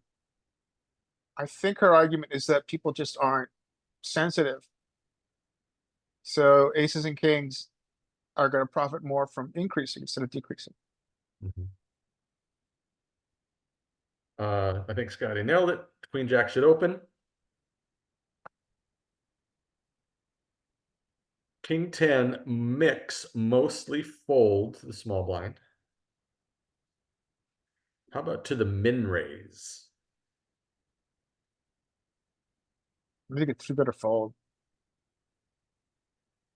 Make it 6, 7, 7. The min would be 8, especially because Do you want you- to generate folds. Would you increase your frequency of 3-betting the King 10? No, just what? I'd say 7 with my whole range that I'm playing. I'd make my raise my 3-bets to the size of 9. Scotty says 8.5. 7 is too small. I think the rest of us on this call agree 7 is too small. Okay. I think 8.5 or 9 here is good because you really want to generate a fold. We're gonna look at this 2 big blind solution. Let's see what small blind does. So King 10 off mixes 50-50.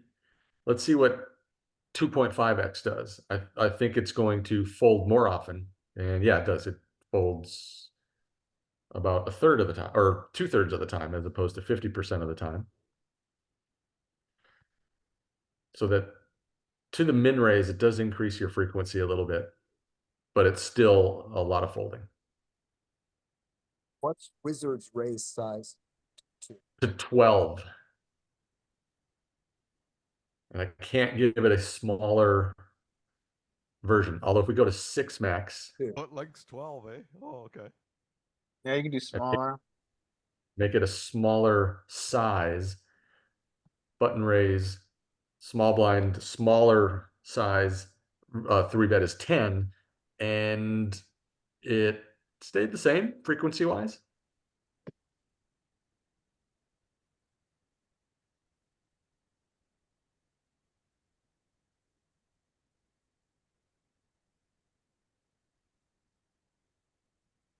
Oh, let's see what Wizard likes with the min raise size is 10 here.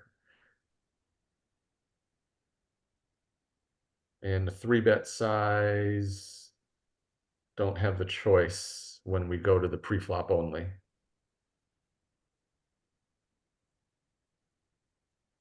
So their 3-bet size is 10 when it's a min raise.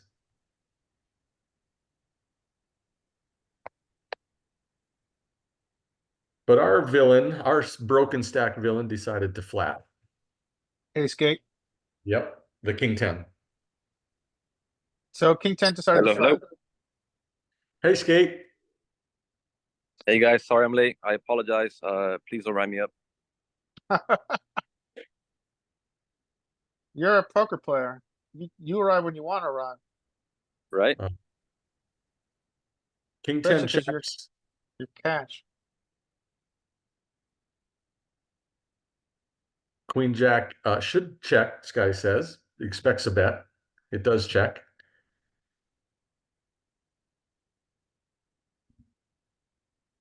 I would bet okay, sorry. Scotty's turn. I'll shut up. King 10 can bet now. E75. They do check.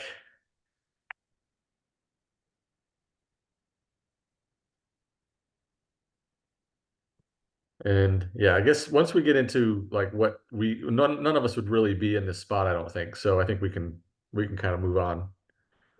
I would bet here. I mean, the thing about being able to bet here is that you could take a three bet, right? I'm sorry, you can take a check raise. If you bet here and you get check raise, you can call Right. I think so. within reason. This could get interesting.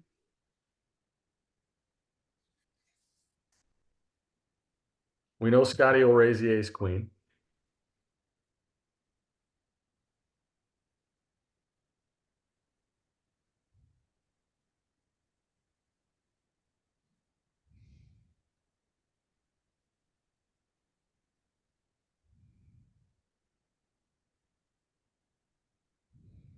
And assume you're folding eights here, right, Scott?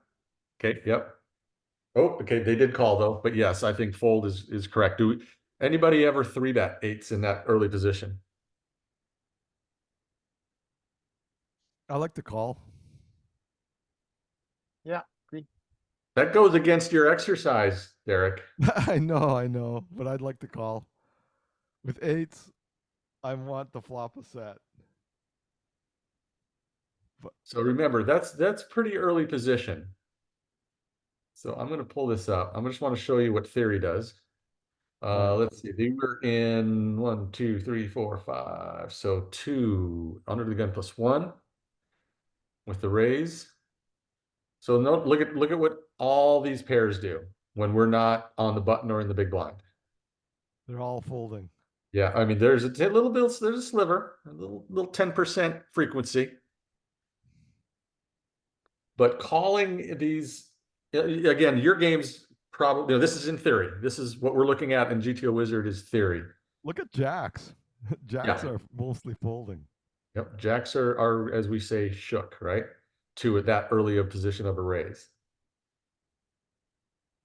But to go toward what you're doing with your three better fold, this is a good opportunity to three better fold, not call with all these players left behind. Mm-hmm. Put yourself on the button or put yourself in the big blind. Yes, eights are a call. Maybe even small blind will have a little higher frequency call, some calling there, but that's what we're doing. Look at every position here as we go along. Eights are just going to be fold, fold, cut off, fold. Here's the button. You might get some calls here, and there's even some folding. Notice that there's a little bit of folding here. So I can modify my play to say I can call in the button and big blind. Everywhere else is raise or fold. Yeah. Now again, Derek, your games are much different than playing online. And Scotty, No, Phil Ivey doesn't play 1-3 live. Scotty makes a point. He says as long as the table left to play isn't going to three bet. Oh, you know what?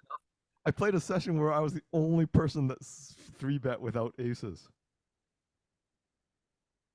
You know what I mean? So like people are just flat calling their queens and flat calling their kings. So yeah, that's crazy. So yeah, that's well, that's what I'm playing, right? So I'm not getting three bet.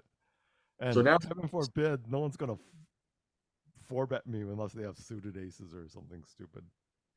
So in that case, calling with eights probably is not going to be a big mistake at all. And they'll pay me off with their whole stack, 200 big blinds deep if I flop a set, I assume. Scotty says definitely squeeze with the ace queen on the button, and I'm 100% on board with Scotty's assessment there, and they do. And what should happen now, Scotty?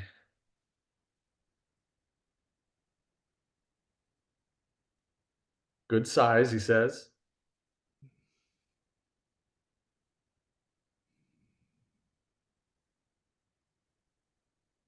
Yeah, I think ace queen's a fold.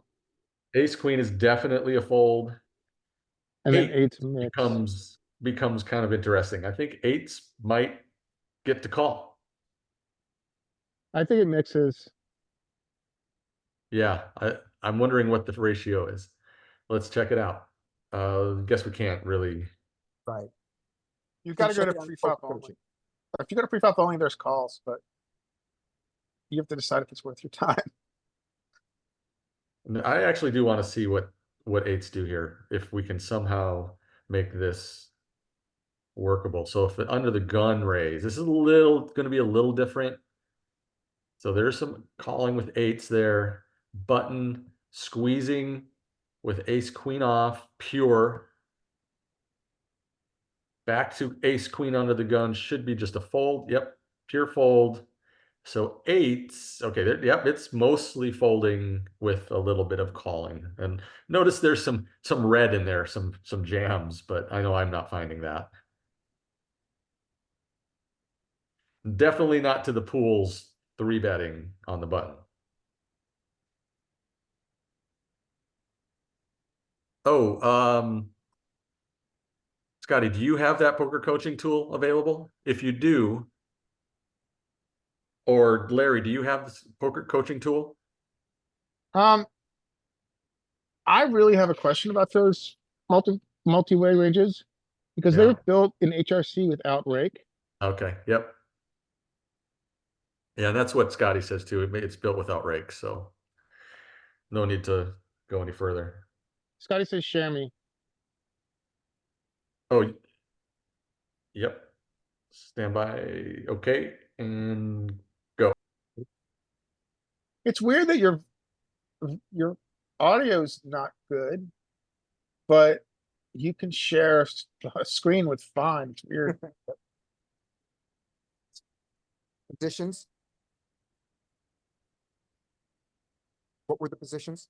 It was under the gun +1, or it's 8-handed, so you're under the gun here in this configuration with a call from the under the gun +1 with eights.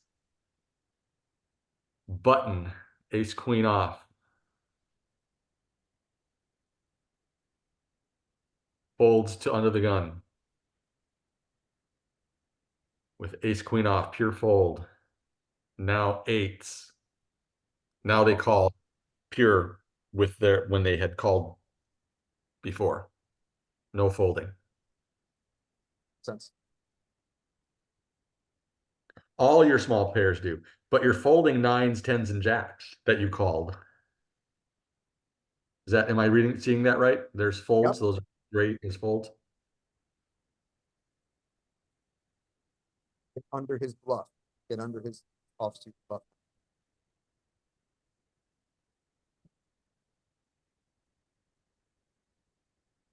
Okay, bye.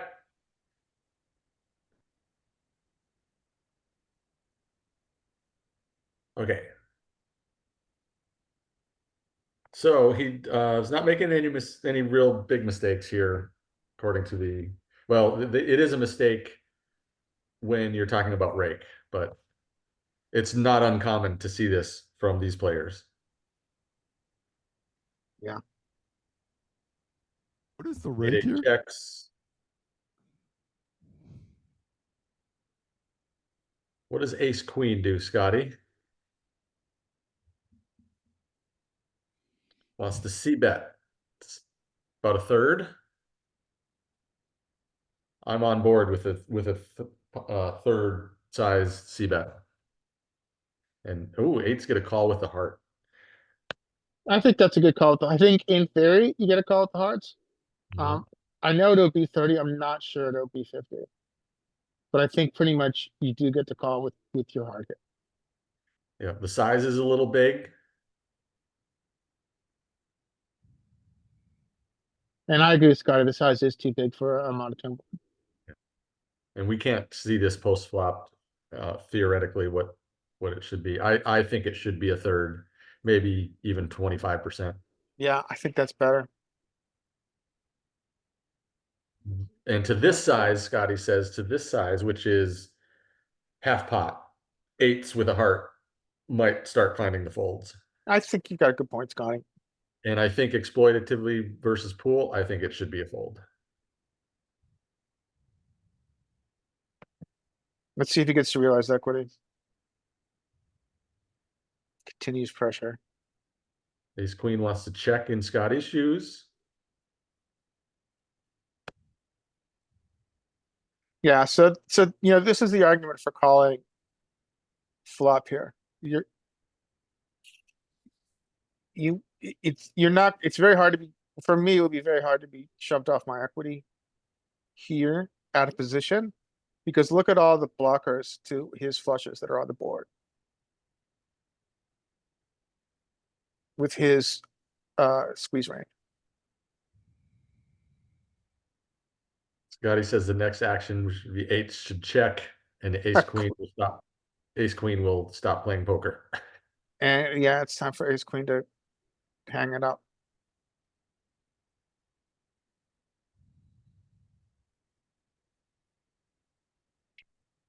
All right, Skate, you want to take some? We Sure. want skate.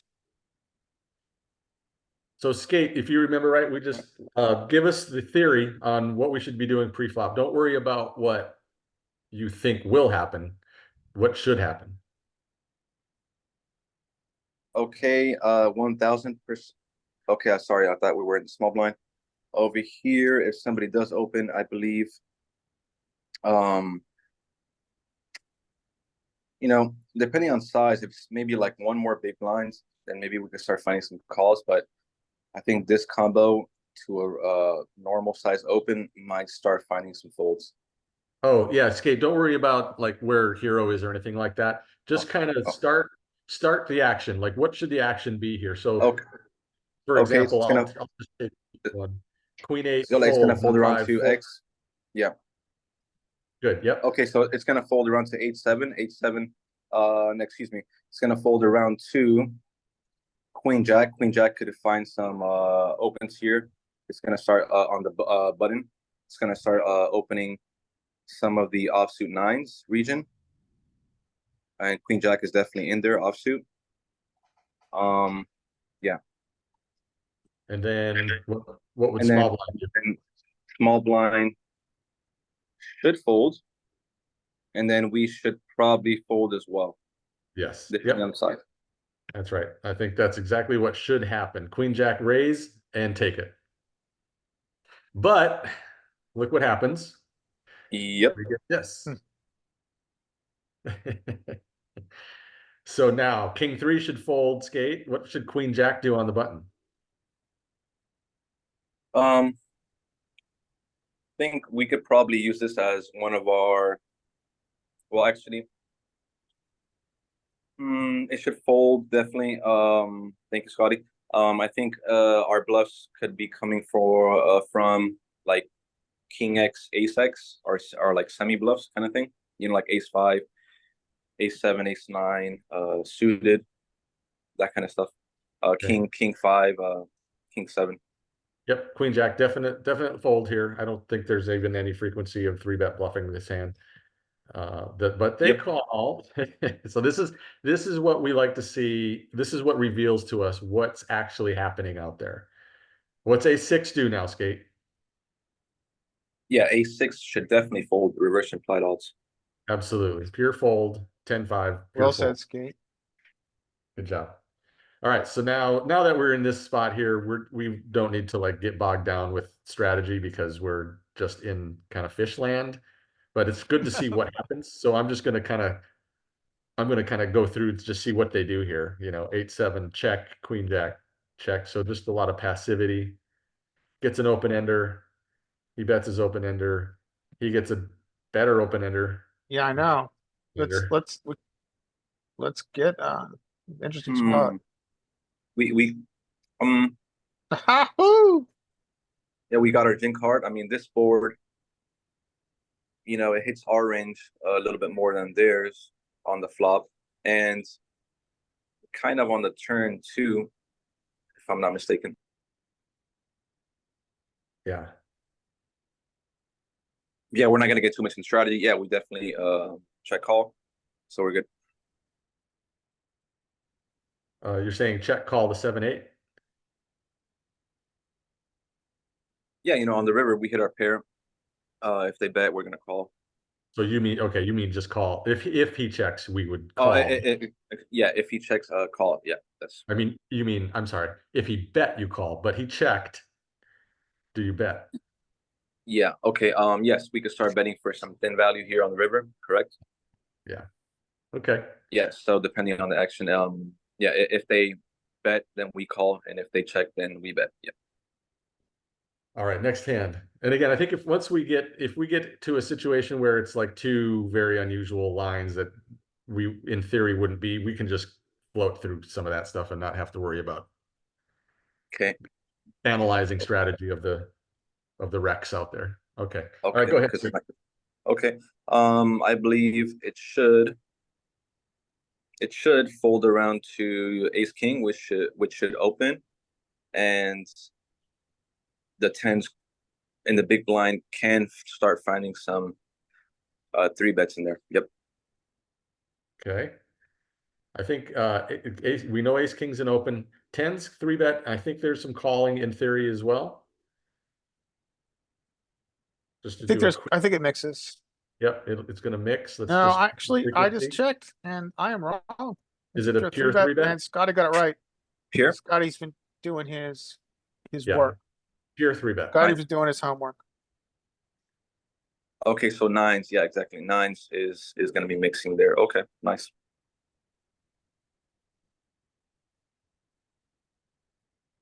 Okay, but we get the limp from 5-6. Ace king is an ISO skate. You know that. I definitely know you know that one. Now, what does tens do? Yep.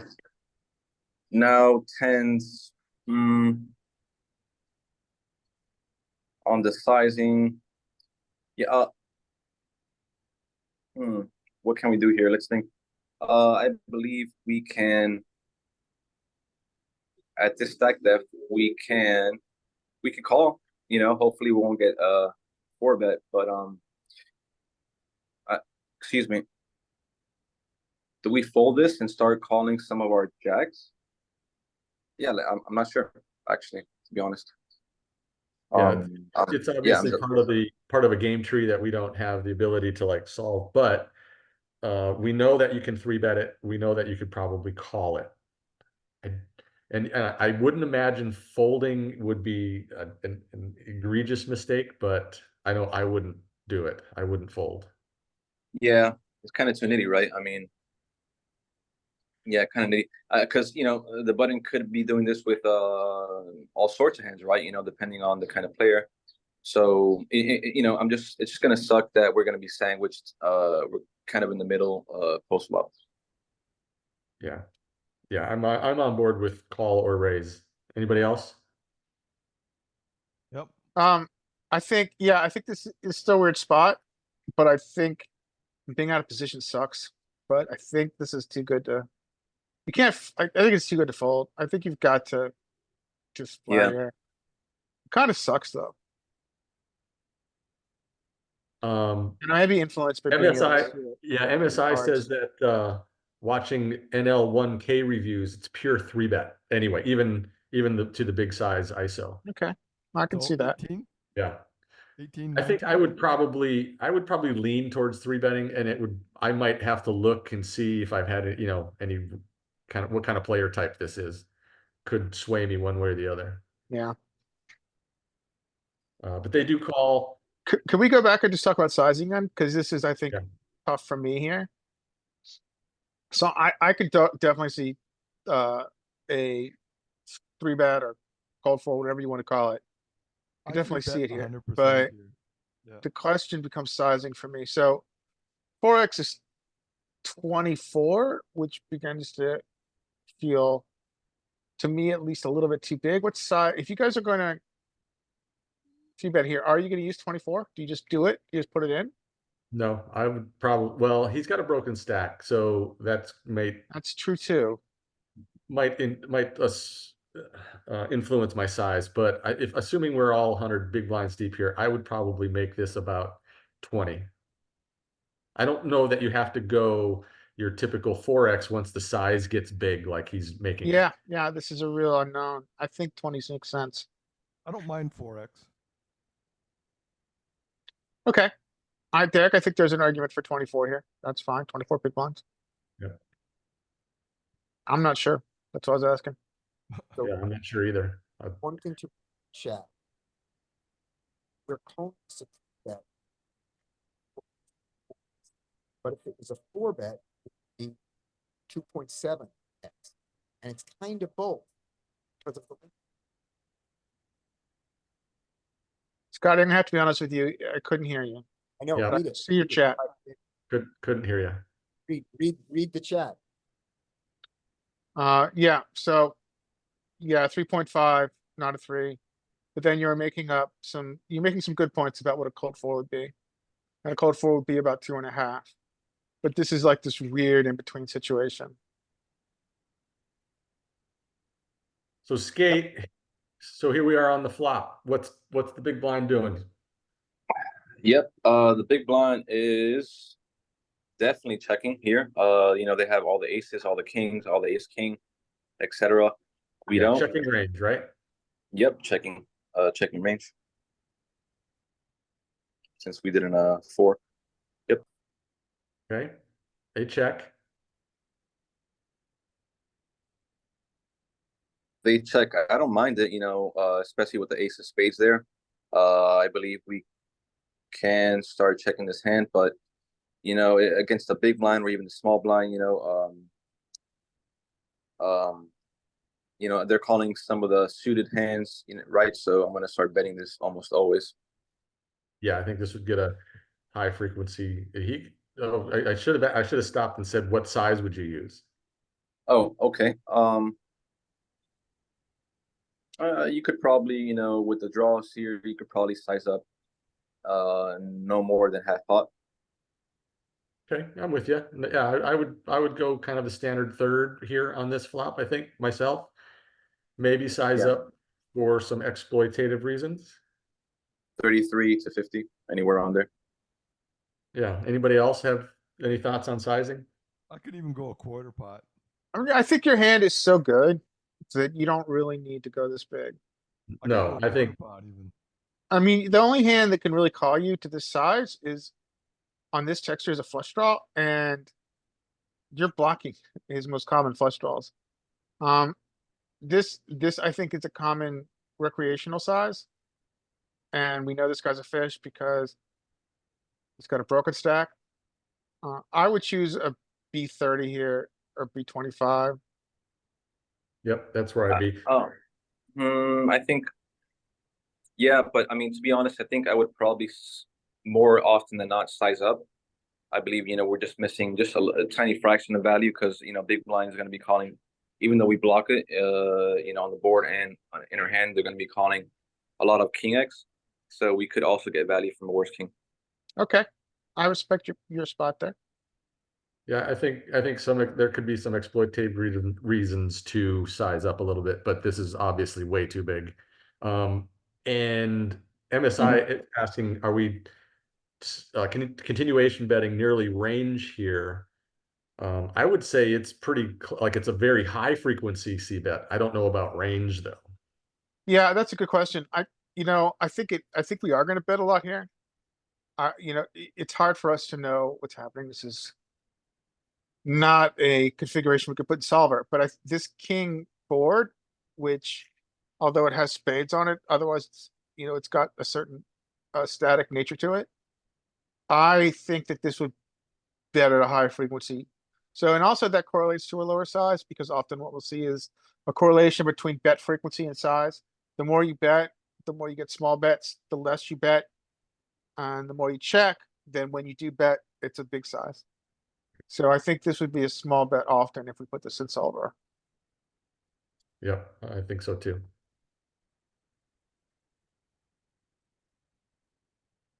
So 10 should definitely fold there, and they do. And just Scotty makes a good point. Big round range is tighter than standard here because of the weird action before, and you've got a very good point, Scott. And I apologize, I went too quick. I don't know that 10 should be a snap fold. For some reason, to that size, 10s are definitely going to be indifferent. If you had a 10 of spades, I think Yeah, without I don't think, yeah, I to think this you've got to size, I have a think you spade here to fold. continue to this size. And even to this size with the spade, it's hard. Right? This is different than the B50 or B75 we were seeing before. I think that this is, I would be hard put to, well, you have two back doors if you have a spade. Maybe now, pot size, I might be influenced by seeing the cards, but I think generally I would try to find the fold here. I TT with tens to this size, call with spade versus a 6 big blind. I So half pot. fold. He'd fold to 10 with tens to this size. But he'd call with a spade to like a B50. Yes. Okay. Yeah, I Yeah. think that's I think where I was getting. I think at this size, I think the spade. It's not enough to call. It's not enough to sustain a call this size, especially also if you look at SPR, right? So let's look at this guy's broken stack. So if you call right now, it's 25. Now your extra 12 gets us to 36. Yeah, the SPR is like what? 0.4. So yeah. It's more than that, it's 1.4. Sorry. It's almost just under 2. Yeah, I was getting confused. But yeah, the pot size bet is Well, big. Maybe overfolding to population, right? Whereas, which we're kind of putting this player with a broken stack, making these bet sizes into the recreational realm as opposed to a reg, and we can overfold here, I think, right? yeah, and then so there is the argument that recreational players are going to correlate their bet size more closely to the equity of their hand. Yeah. All right, Skate. All right, I'll Take do it one home, more, and then man. I gotta go to work and eat and stuff. But I'll be happy to do one more. Let's see. Ace 5 is too early here. Offsuit. It should. I th I think honestly, it should. The big blind should take it. Yep, I agree. I think big blind should get a walk here. Right? But we see this happen, That's bad. and that should just be a fold there. Okay, but we got somebody who's Okay. being That's aggressive. All too right, much of a expansion. good job. MSI, whatever you prefer. I mean, you can talk or you can chat. Either's fine. Yeah, MSI, if you can talk, great. If not, type it in chat, just like Scotty was doing earlier. All right, that was quick. I guess I'll do one more. Skate, you want to do one more? Yep. Okay, MSI, hold please. Yeah, it should fold around to 7. 7 should open on the bottom. 3s could. We don't have much call. Yeah, 7 should take it down, and then Queen 3 should fold depending on size. I think LoJack gets a smidgen of RFI. I mean, Yeah, in Hero, I theory, think, can RFI more on a very quiet table with very little C betting, but I think this is just a smidgen. yep, that's gonna have about a very small percentage of raising here from the low jack with your suited connectors. I think you RFI depending on how bored you are. Usually my strategy comes down to, at that point in the game, what's my level of boredom?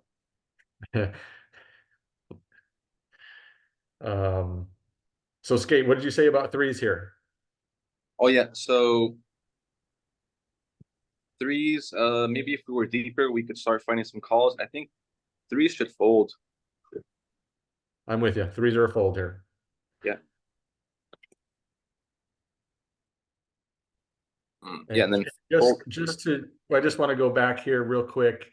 Under the gun range with the suited connectors. 9-8 actually is the one that doesn't get any in GTO Wizard. I've noticed that 9-8 suited is the one that GTO Wizard hates the most. There's a little sliver of 10-9, little sliver of the rest of them, all the way down to 5-4. But 9-8 gets the shaft. yeah. But can we start getting some like Larry mentioned in the low jack? I mean, I assume so. Maybe some 8-9 and 9-10 kind of stuff. Maybe just like a smidgen. Okay. Yeah, so here's 10-9. Little smidgen. But here's your small blind low pairs to a button raise. They're Oh, excuse your me. We are folds. looking. The under the gun is the low jack. Excuse me. Right. This is no. We Yeah, what we're are. looking at now is the small blind defense to a button raise. And I just wanted to point out those threes are just out of there. Okay, so like 6s and up kind of thing.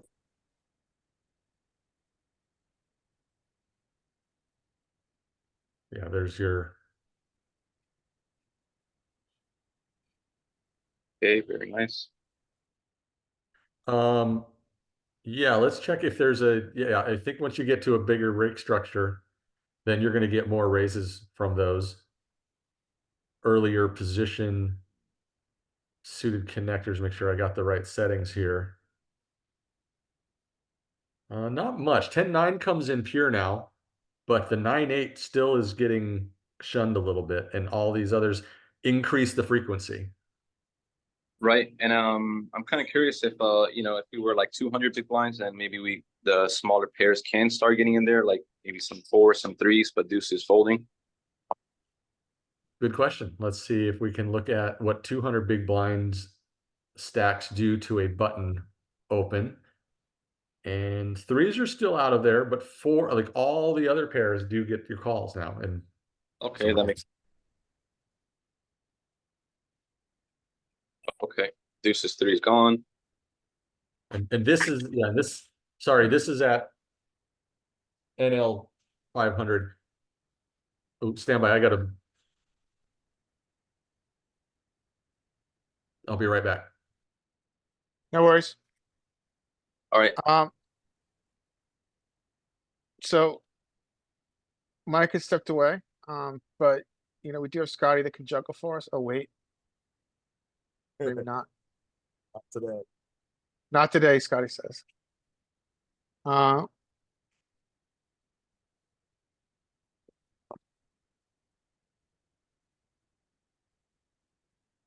Hey, sorry, Phils. Let me stop share and give you the board here. I'll be right back. okay, right. I will, I can share a hand, maybe. All right, bye guys. I'll try to catch you guys tomorrow. Hopefully, may the poker gods be with you all. All right, Skate, we'll see you. For sure. Thank you. While we're waiting, do you guys want to look at a hand or something? Or should we just wait? Let's put up a hand. I heard let's put up a hand. Okay, let me see if I can find one real quick.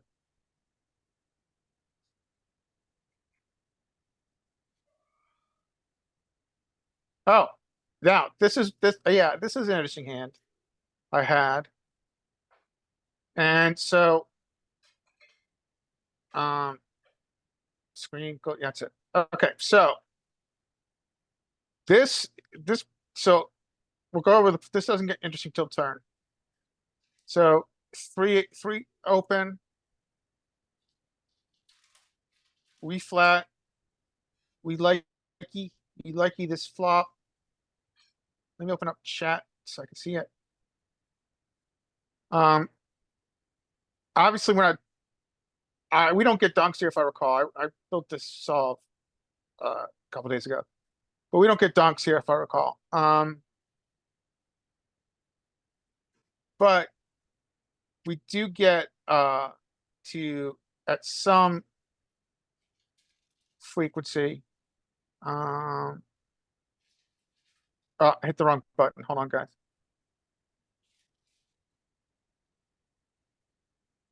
Where was I? Let me see if I can share again. Oops. Okay. I think you guys can see now. Cool. All right, so I'm checking this now. He uses this big sizing. We're obviously never folding, as we know. and what correlates, we're not really ever. We're mostly not check raising against this. We might check raise against this at some frequency with this strong a hand, but generally I'm not check raising it. Now this is where it gets interesting. So we get this 6, which completes a lot of our straights. Which call? We now have 1 to a straight and 4 to a straight. And 8s are a massive part of our calling range. So I did find the donk here, which is in solver. Maybe a little bit too big compared to solver. And he's like, go fuck yourself. He's a technical term. He said, go fuck yourself. I don't care. I have an 8 or I don't care. I have an overpair and I don't believe you. And obviously we have to fold. So this is, his play is stupid. His play is, I think, not going to be 8s very often. I think his play is an ego-driven overpair, right? So I think he's got aces or kings and just makes a stupid play. But I guess the point for me is here, that even though solver makes this play, maybe against some sort of population, that it's not always the greatest play to make. Because, this is one example and that's not really enough. But, we got shoved off our equity, which really sucks with this hand. So, yeah, I guess the point is, this is a play. This is actually kind of I'll run through all rating.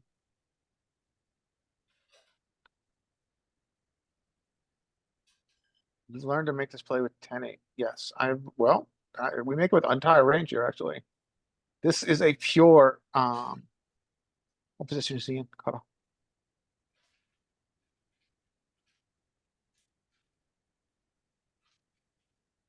I mean, I felt like this, I'm gonna make sure that ace 10's in here. I think it is.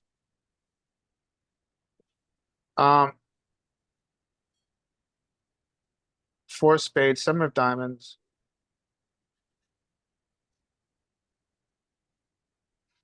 9 of spades. I don't think we get donks. We get a little bit of dunking here. We even get donks with, well, mostly with our hand. I'm not gonna dunk here. That's not my game for this part of the game trade. And he chose a big bet, which he does get at some frequency. What was it? Was it a? Oh, that's not on hand. Must be this one, right? Yeah. I have to keep on moving the chat window around. Okay.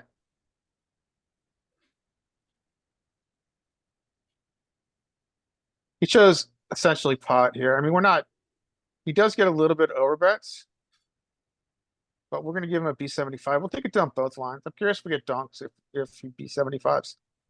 He B75s, we're going to this size, our hand is so good, we're not going to. Well, we do get some check raises. Well, the first question is, when he bets this big, do we get check raises? And the answer is we still get check raises across 13% of our range, even though he's bet B75. The other question is, if he bets 125, we get check raises. And we still get check raises, and this hand is in there for a check raise. I'm just not going to find it to this size. Oh, Mike's back. Okay, Mike, I'll just show the turn real quick and then I'll hand it back to you. So on the turn, we get the most interesting part of this is the turn. On the turn, we get the 6, which is 4 to a straight, 6 of hearts. And if I recall, Why do you keep calling this straight? It's not. oh, sorry, it's not, is it? Yeah, an 8 is a straight draw. 5 is- Yeah, sorry. I'm being retarded. So a lot of our straights complete, right? So all our straights, complete here, and so we get a high donking frequency, which I found in game. And he is shoves, we can't call. We're supposed to mix, but we're not. That's stupid. Alright, passing it back. Hey, sorry about that. That's alright. I was I was trying to sitting freewheel there, I it. heard this massive ruckus coming from outside my office. I was like, "What the is that?" And I went out as I left you guys. I went out to find one of my cats had got stuck in a bag, and there was a bottle of like vitamins in this bag apparently, and it just spilled everywhere. Oh my god, so like there was like an empty bag, which the cat was curious about in like the kitchen or something. Yes. And he got in there and then he freaked out and threw the vitamins everywhere. That must have been it, because that's all I heard for like about 10 seconds while I was like, when you heard me go silent and I was trying to figure out what's going on out there. Yeah, he must have got in the bag, got stuck somehow, and like was freaking out and Jesus. Okay.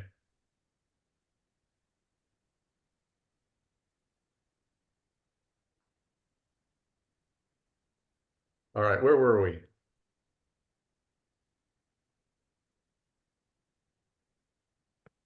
MSI wanted to take over, do some hands.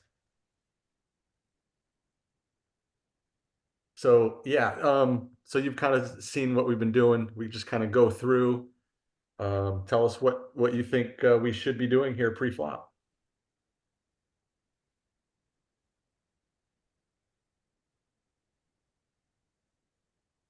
The button open, queen seven off. Now I know, so this might be different in the 500. If you study the 500 NL charts, is that what I've been reading? And for me, queen seven is a fold here, unless I'm expanding it for some reason. But yeah, and then so I just wanted to look at this real quick, if there's a difference here, just to show the button range.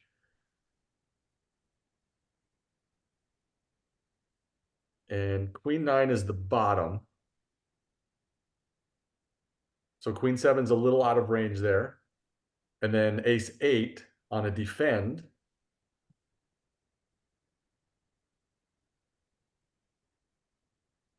is pure defend.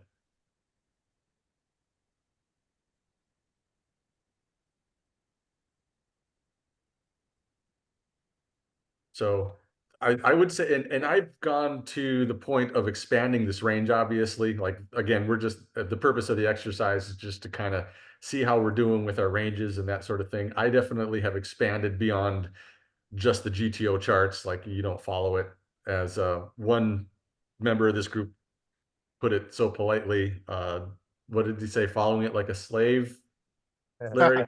Yeah, I think it was Blindly following it like a slave. blindly like a slave. Yeah. So queen seven's a little loose for 50 NL button open,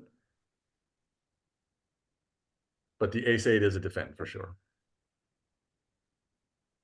And then jack eight, assuming they fold, yep, jack eight, raise and big blind flat would be appropriate.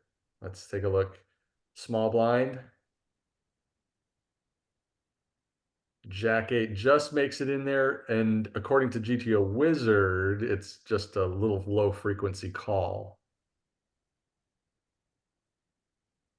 I've got something here. This is 6 max pre-flop only. Let's get post-flop included.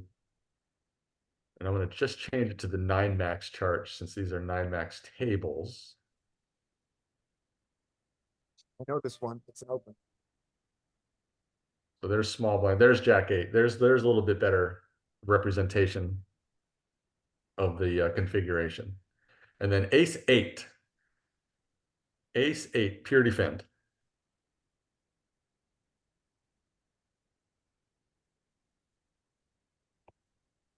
All right, next hand, MSI.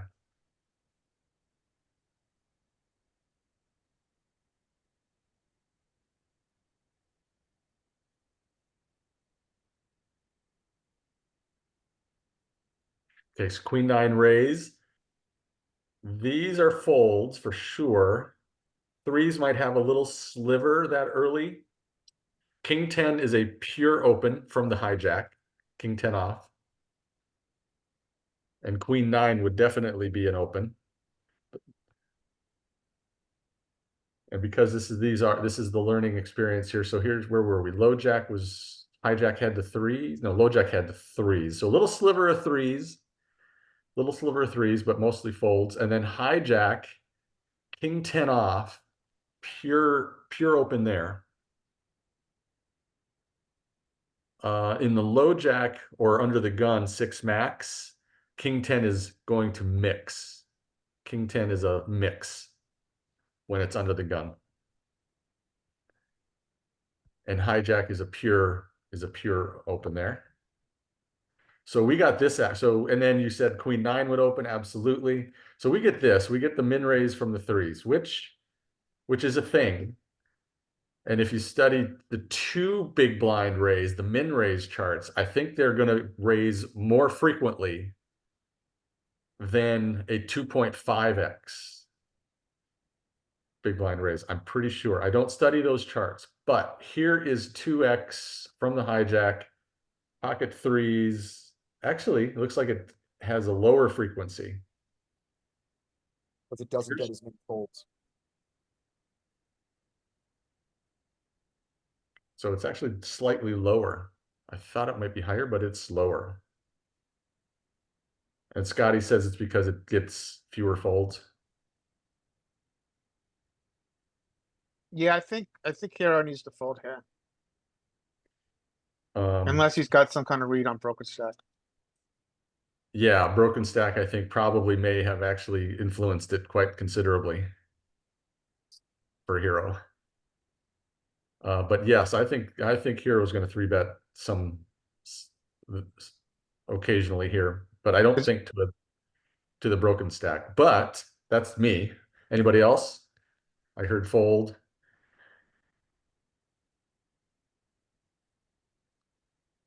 Queen Jack on yeah, the I think small it's fold. blind. Let's check that. Let's check the two big blind chart. There goes my hero folding. Watch him as he goes. I'm curious. Sorry. Were we in the cutoff? Yeah, it's not good enough. I think you just fold. So it's low jack cutoff. Oh yeah. Yeah. Versus a low jack raise. I think it's Unless you got to read with some of that I don't know, what read would you want? That he's super tight and will fold, over folds. no, yeah, Queen 9's not quite there. Like maybe like a fold to 3-bet of like 70%, then I'm like expanding. But you know, at ignition, you really can't have that read. You can't have that statistical model, or you can't have enough hands to make that choice. MSI, Sample Queen size. Jack off in the small blind.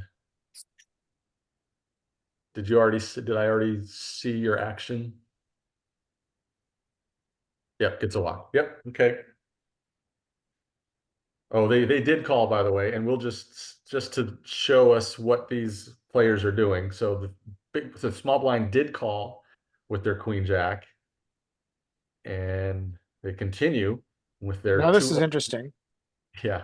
And this happens more in game than I think. I mean, we're way off solver, but I think this happens a lot in game. Okay, so I like his sizing here, right? I mean, he wants to build a pot. Yeah, come on, queen, Scotty says. Yeah, I like the sizing. He's got locked up equity. Now, the question becomes, if we get a check from out of position, which I assume we do here.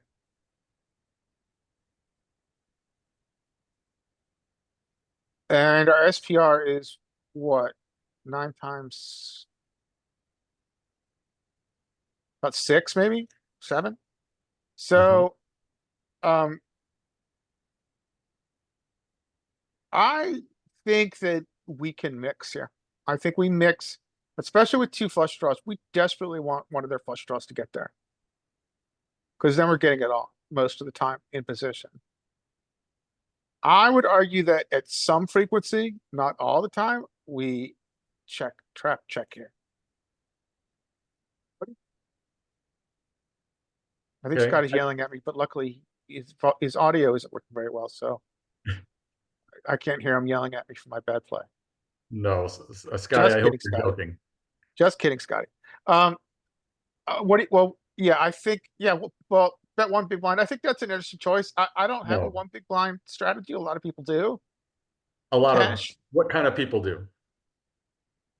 Who uses it? Who have I seen use a one big blind strategy that I was watching recently? Not me. Who's? I think Ape Styles, maybe. Oh, wow. I have never, ever heard of that strategy. And I only see it implemented by players that are terrible. So Yeah, this could be yeah. some It's sort of weird. Scotty says annoying people. Um, yeah. So MSI is making a good point. I think MSI is going super polar here, and I think that there's an argument for that. That we go essentially what is like a B150, and we're betting our equity, and I think it could go both ways, right? So it's both strategies are targeting the most profitable for different portions of villain's range. Solver will check here in this situation at some frequency. But I generally think, frankly, we go smaller. We have an invulnerable hand and we're playing in position. I think generally we want to go smaller. I think out of position, it's a different story, but I think in position where we're less to act on river, we generally are going to want to go small. And part of that strategy will even include trap checks. Okay. Yeah, I could imagine that to be balanced, you need some checks. Yeah. This one, That's we just don't want that. We don't want that with this locked up equity. yeah, we could look at this actually. Do we want to put maybe we put small blind and big blind because that'll be more.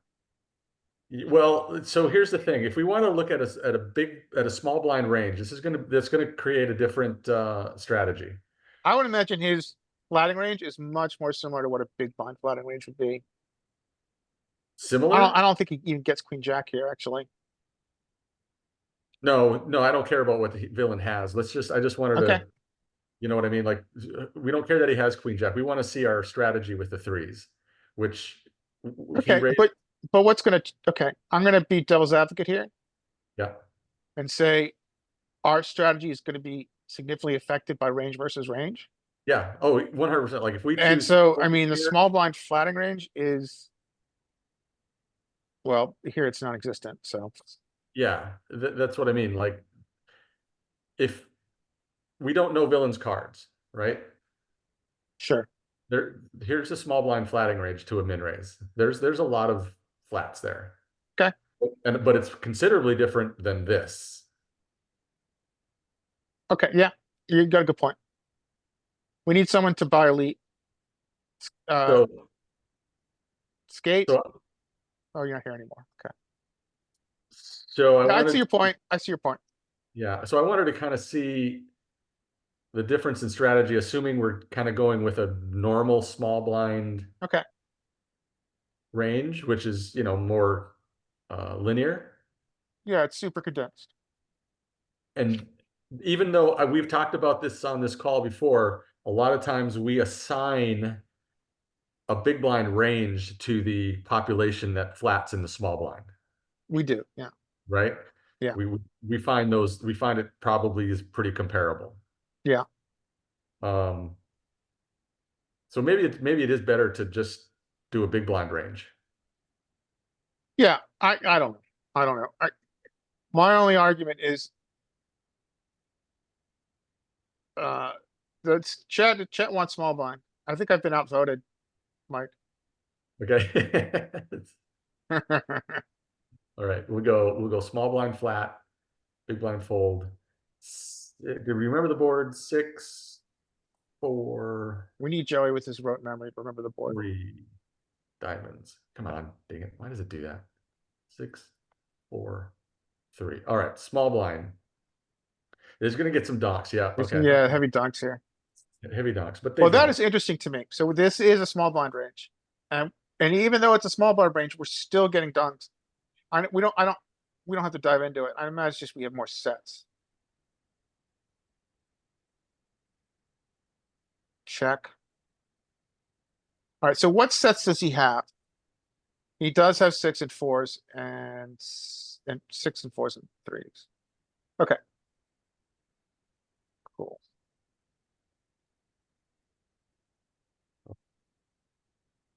Yeah, okay. So his preferred bet size is actually 75%.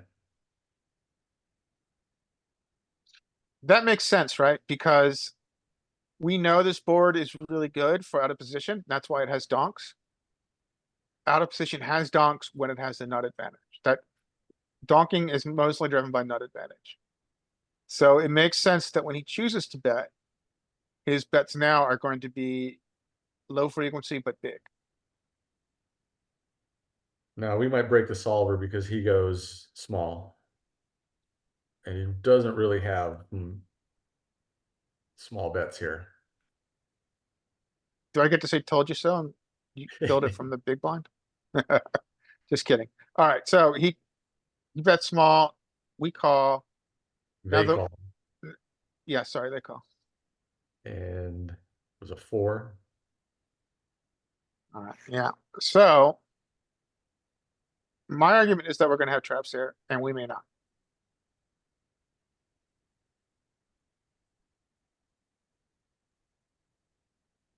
Now we bet pure. It's all of them. And we bet big, so MSI, you win the prize. Can we look at breakdown real quick here?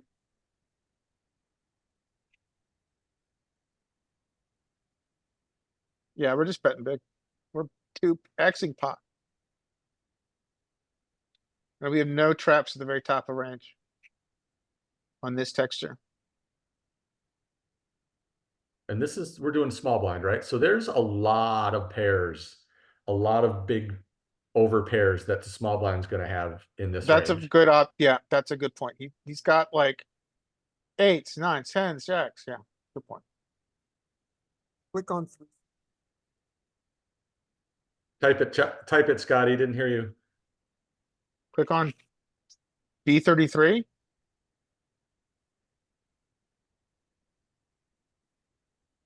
He wants to know exactly what we're doing with that, with, So click on 3-3. yeah, with pair of threes. Yeah, we're B175. It's all over bets. Yeah. We do not check top of range. We have no trap checks here. So now, as an exercise, I want to use a big blind range.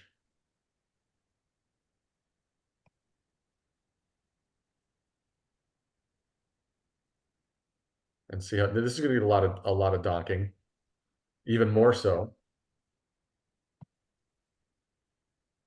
And we're going to get some small bets now.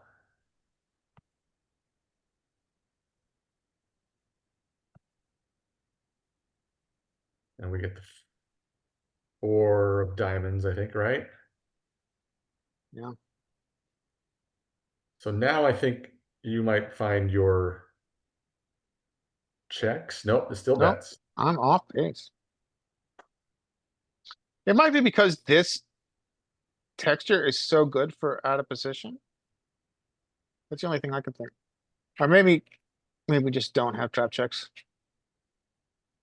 Okay. Look at the bet And- size. Say again, Scotty. Chat. But now the bet is, yeah. Yeah.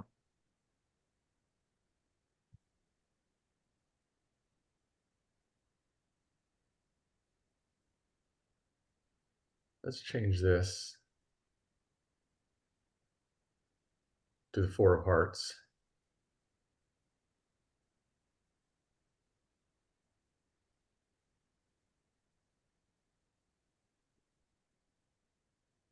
I think the heuristic MSI around that's about double flush draw boards that I think we've come to a conclusion on is that in position will size up on turn on a double flush draw board.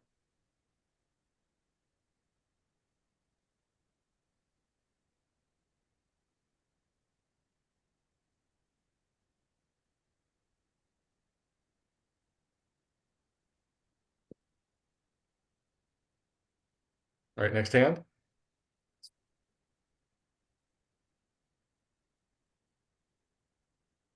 Yeah, you got it, MSI. You can take a couple more.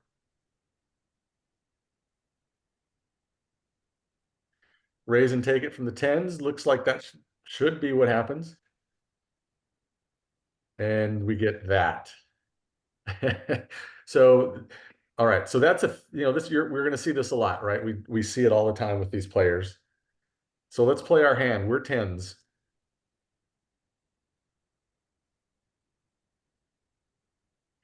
Probably a small continuation bet or check. Yeah, I think that's about right. You checked. Call our tens. They fold. But yeah, tough spot. I think we do check a ton when we're in early position. We get flatted in position. And I almost feel like this would be pretty close to a pure check. The ace, low boards and monotone. And I just want to check this heuristic because we could put him in the button and just get a sense for what we need to do. What position were we? We were way under the gun. Oh, how many players? That's still 9. 1, 2, 3, 4. Yeah, under the gun plus 1.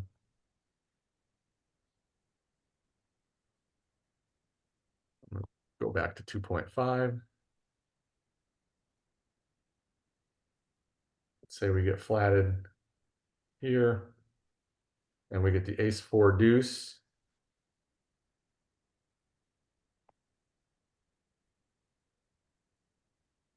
So a lot of, yeah, almost a check range almost. A little bit when you have the diamond. And then when we face the bet, they bet.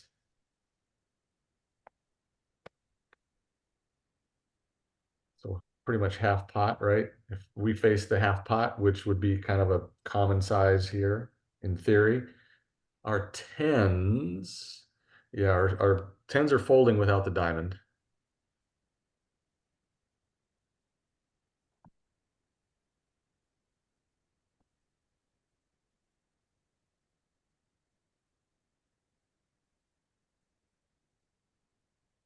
Okay, so good. Another hand.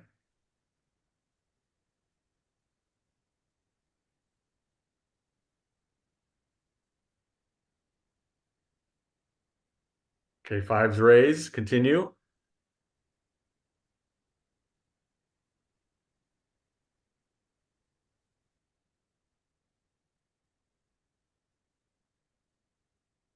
Jack 9 is definitely a fold in theory.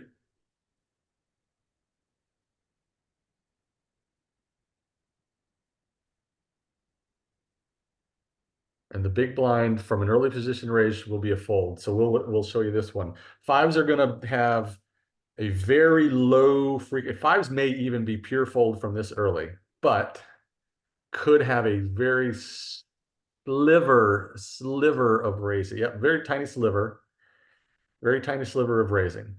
And when they do raise, when you get a raise from under the gun, there will be no calling until you get to the button. And again, this is 50 NL. Maybe it's different in the 500 NL charts. Maybe there might be more calling out of these positions of the button and the big blind.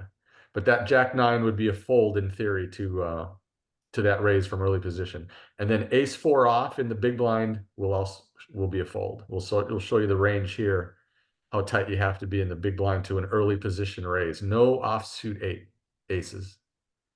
All the way up to like even ace queen.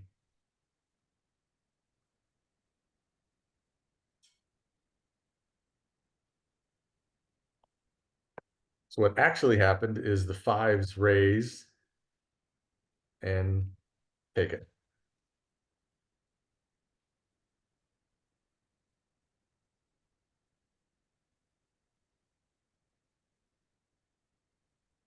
Okay, ace jack raise.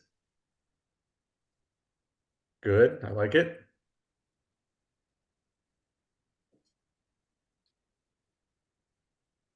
King six defend the 3-bet.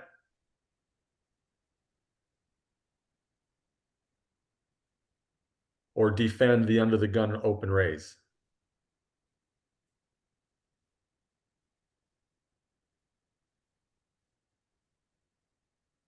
Versus under the gun. So if under the gun raises, everybody folds to king six defends, I think is what you're saying. But a7 can 3-bet is what you're saying. All right, yep. So that's pretty good. Ace jack is a mix from under the gun 9-handed. It's a mix there. The ace7 is going to have some mixing of 3-bets. I think they were low jack-ish, but all these positions are going to mix these suited aces for 3-bets for sure. And if they did, that king six would definitely fold and the ace jack would fold. Yeah, so versus the under the gun, all these suited aces have some frequency of 3-bets.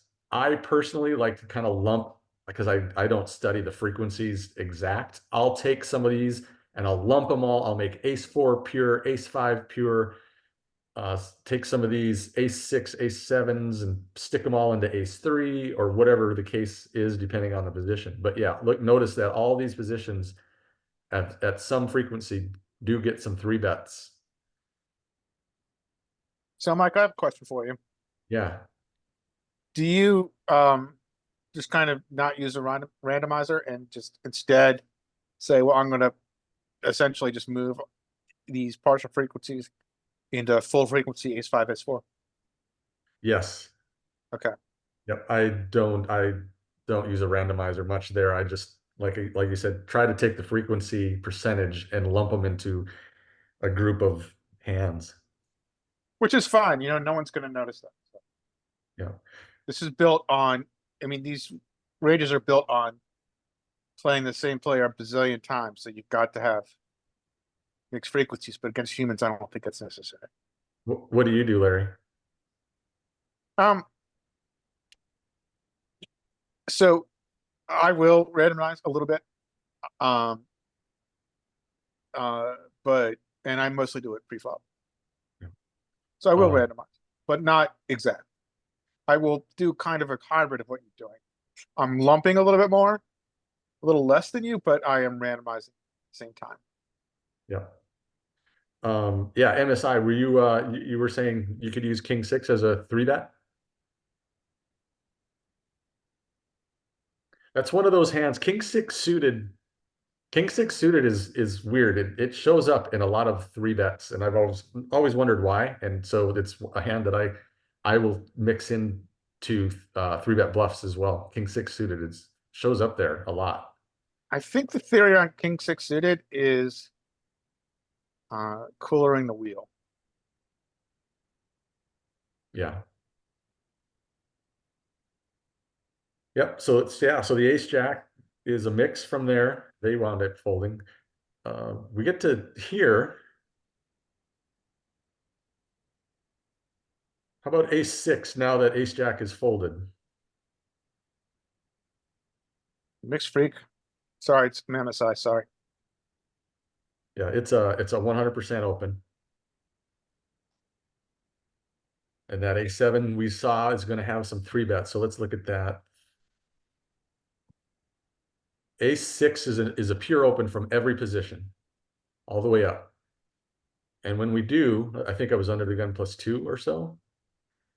And notice the frequency of 3-bets from these suited aces. Again, there's those low frequencies in here. But yeah, so that a6 is a pure open. A7 can 3-bet. They choose to fold. And then that king six. Oh, we got a spicy 3-bet down there from the small blind. That is Assuming quite a expansion. Assuming he folds correctly, king six is a defend. and it is a pure defend. Let's just see how often we 3-bet it. A little bit.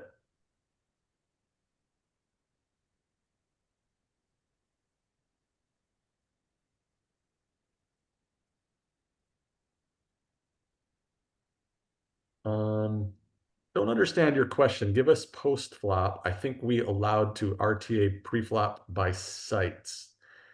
Allowed to use real-time assistance? Definitely not. But I'm not sure I understand the question.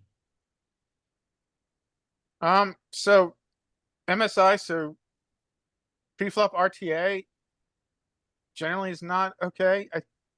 There are some sites that have some caveats around static pre-flop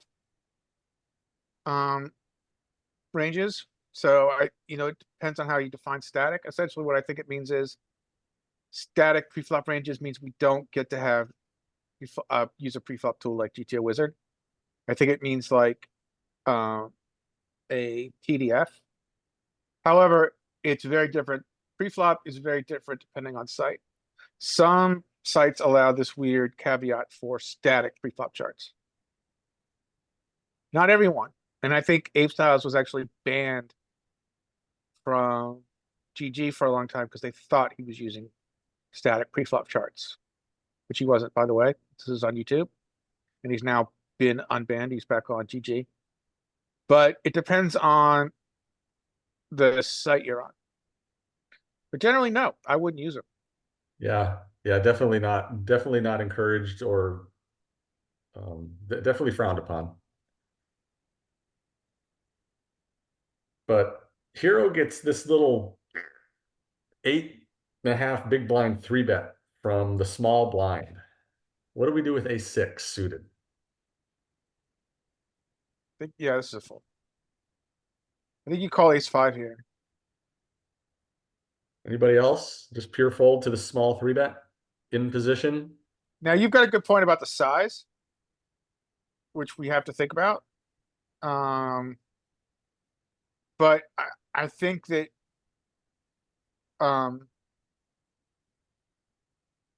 yeah, the size is retarded, but to use a technical term, I think that you've got to pull hands that are mixed, maybe in the smaller size. I think you just got to give this one up. Yeah. As Scotty says, fish wins. I don't know what Hero does, but that 8.5 big blind 3-bet may have influenced me. Just 14 hands on this guy. He's been fairly active, but not a whole lot of hands. And I wound up calling. So going against Yeah, our maybe you wanted to play with this guy. maybe. But yeah, a6, I know that I use or a6 and a7s I just typically ignore and just dump them. But so I'm a little surprised they called, but not to the 8.5 big blinds. If he had Maybe made you'd it, seen some behavior with this guy, which yeah, if he had made it play. a normal 3-bet size to 10, 11, 12, whatever, it's pure fold. Let's see what happens. Should we see how bad we play? Yeah. A villain Villain, flops the joint. yeah.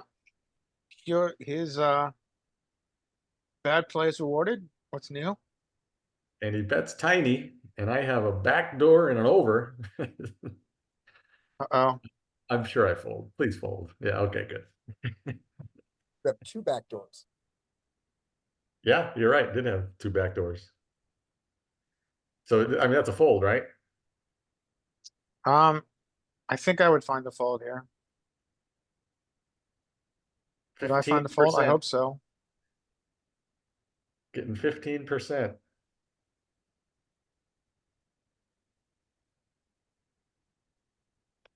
So yeah. I was in God mode. I did see that he had a straight.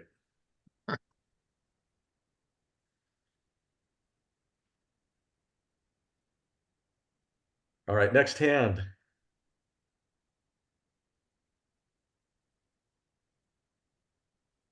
MSI, you can continue. Oh, Scotty. No, go back to Mike, back to you. Okay. All right, I'll take a few. What do we got? It's 5:04, another 15 minutes or so. Sure. Okay. All right. Queen 9 in the hijack. I think I'm raising Queen 9 in the hijack there. That's a raise. And Ace Jack defends by calling. Yeah, I don't I think think it even mixes very many 3-bet bluffs there. I don't think it does with this combo.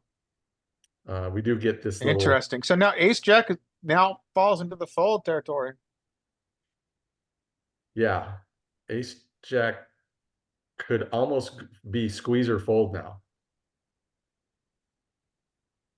Let's take a look at this because I'm He found the very, very I'm going to go to pre-flop only and use a 3x size.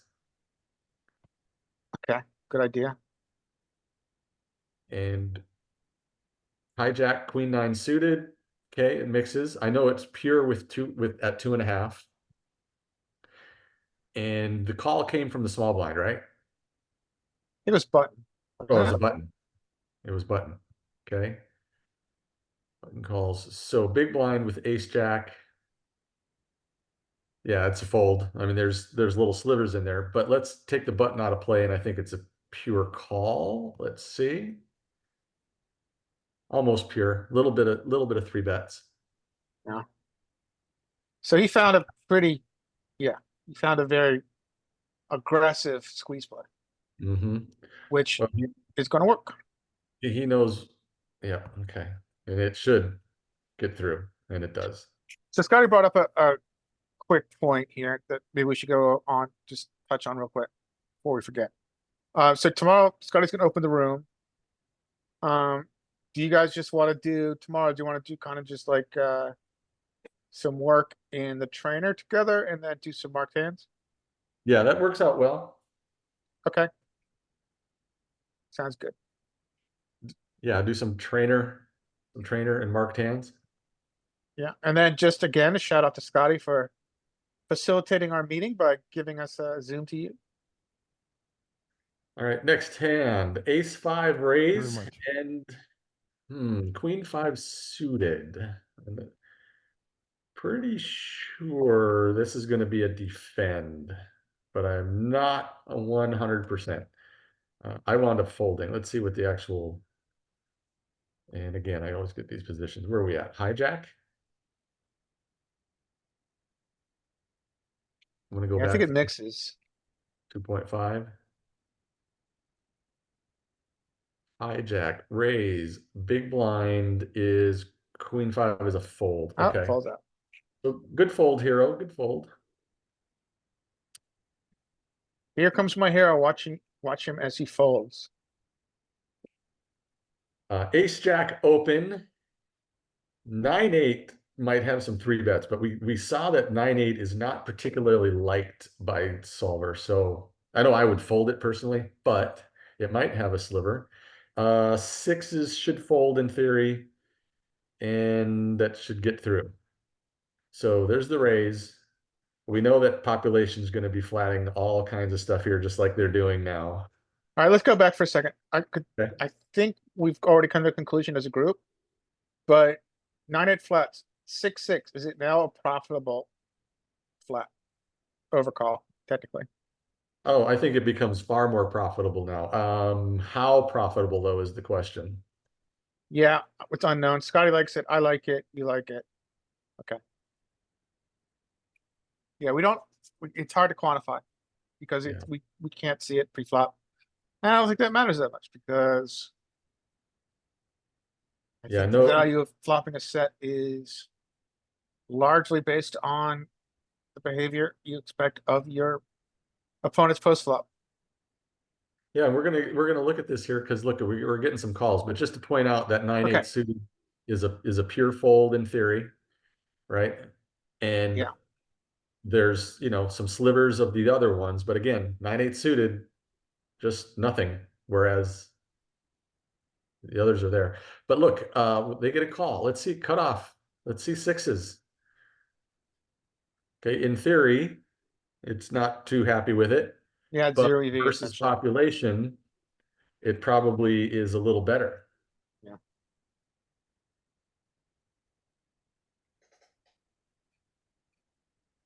So we'll let this play out. We won't dive too much into strategy since it's so very interesting flop. Poor play is rewarded again. So it checks through, which probably seems like that would be appropriate action for these hands. Yeah. I don't know if sixes get to bet there, but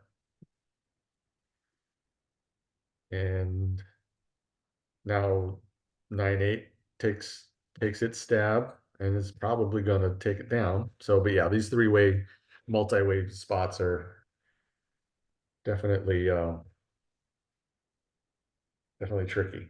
MSI, I think you're right. So if you look at, if you compare pre-flop for MTT and cash, a lot of the tightness that you're seeing here is driven by rake because we're looking at NL50 ranges, which have a pretty high rake. The other thing is that there's no ante. That's also driving it. There's less money in the middle to play for. But let's make it NL 500. And I still don't think that 9-8 suited is going to get much. Yeah, I think you're right. Yeah, it's still not there. You must interfere with folding range.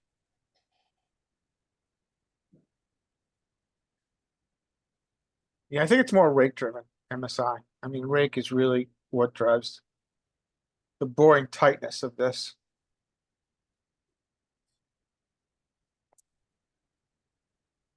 This is the cross we bury. We carry. Tight is right. Let's see. Let's check that out. Let's see if cutoff gets it more often.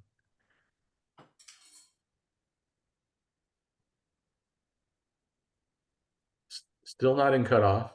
Still not there. Let's see if the raise comes from hijack.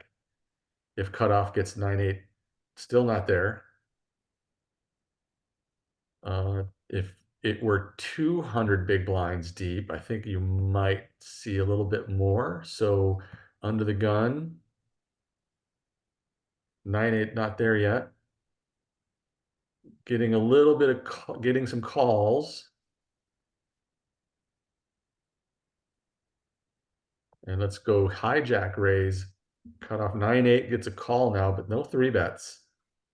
And that's at 200 big blinds at NL 500. So yeah, that 9-8, he just really gets the short end of the stick.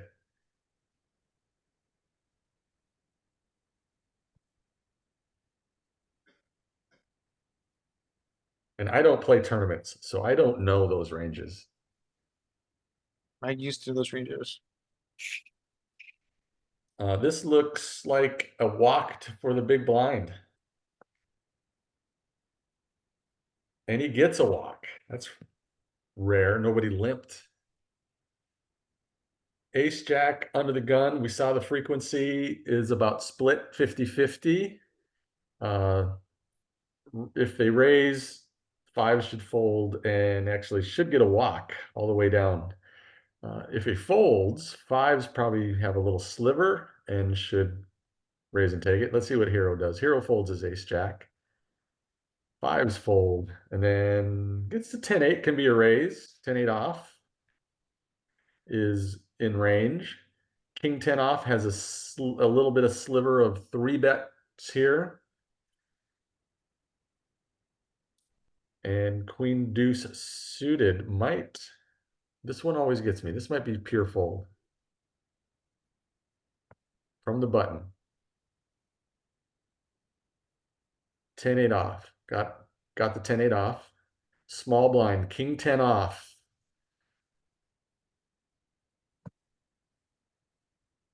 Is this right?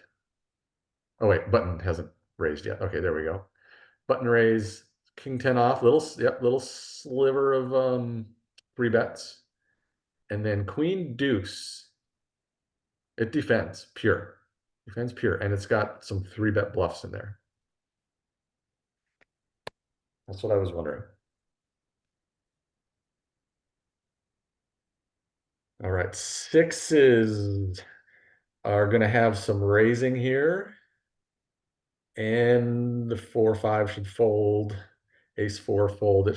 If they raise, he should raise and take it. 5-4 might have some three bets. It'll have a little bit of three betting, like maybe 10%. Sixes. What do you do with sixes here, Larry? Larry, what I do is I kind of randomize these smaller pairs. Sixes start to get up there where I'm just raising it pure, but I'll fold depending on the table. Yeah, I think it's very, I think, it mixes. I think it's kind of hijack. I think it's very table dependent. If I've got a table that's not three betting, I'm going to raise them at a higher frequency. So for me, I'm gonna open this if I've got a passive table. If I've got an aggressive table where I have players I know are going to feed at a high frequency, I'm going to fold it. Yep. And in theory, there's your frequencies there. They wind up folding. And I'm curious about the 5-4 suited and it's three bets. So if under the gun 2 raises, cut off 4-5 suited. Yeah, a little bit there. Like these always have a little bit, right? And what I've been doing is just lumping it all into 6-5 suited and taking about if it's got one black card in it and three bet it. But that's kind of my randomization. That's a good plan. All right, so we have a limper. And an ISO. Was this a limp or a post? It was a limp. Okay. I like your aggressive ISO. I would go bigger. I like the ISO too, and I would go bigger too. I would go 4.5. Yeah. So he might just. And it should fold through, and he should fold. But what happens? What does this population do? Oh my God. Right? So I use the Jeremiah Williams method here, which means higher frequency B50 for me. You're talking about imposition, I assume. What would you do here? If I had ISO'd a limper, got called, got this board, yeah, I would go like probably a standard third. I wouldn't size up on Okay. this paired board. What's Jeremiah Williams' thought? This is going back, but Jeremiah Williams, he used to stream all the time, nosebleeds. He would, if he ISO'd a limper, he would B50, very high frequency. Okay, so he's kind of sizing up. If I recall, it really didn't matter on texture. And that makes sense to me because what the F is a limp calling range? We don't know. So he would just B50 and take it from there. Okay. This player decides to check. It sounds like he just wants to. Yeah, so we get to see what they do. All right, last couple, or should we go till hero gets to play one hand and then we'll call it? I think we got to go to, I think definitely we have to end on a hero hand. How we get there is up to you. Okay. All right. Out of respect to our alpha Scotty. We'll get to a hero. Jack 7 hijack, I think, is the threshold. I think we're going to be raising Jack 7. They don't. Jack 4 suited cutoff is, boy, that's right on the edge too. I don't think it gets to open. It might. I think it's Jack 5, but it might. Queen 10 is a definite open. All right, I'm going to go look. Let's find out what the hijack. Hijack is Jack 7. No. Hijack is Jack's 9. Oh my goodness. I was way off. Do I have the positions right? Jack 7 hijack. So 9 max. Hijack. Do I need to reset this?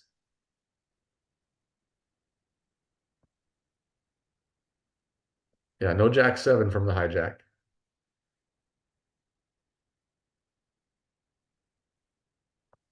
Not even Jack 8. Surprised I got that so bad. Jack 4 from the cutoff.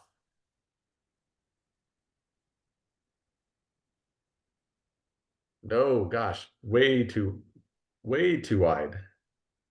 It's Jack Yeah. 7s from the cutoff. So Queen 10's a definite open. 2 should fold, certainly to that size, and he should And raise. it's broken stack, yeah. He doesn't have the implied odds. I Hero's think gonna hero three bet. folds.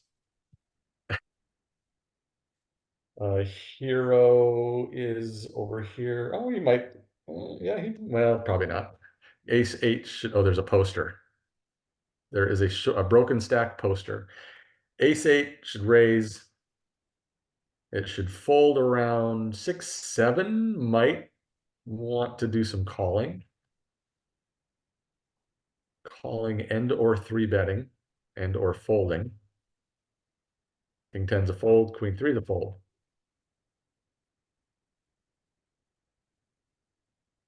C bet. 6, 7 now that he's gotten the check. Probably over bluffing. Yeah, I'd fold that 6, 7, set 7, 6 off too as well to the bigger size. Yeah. It goes check, check, ace 8. Probably can check here again. 6, 7 is just. I would have liked to bet.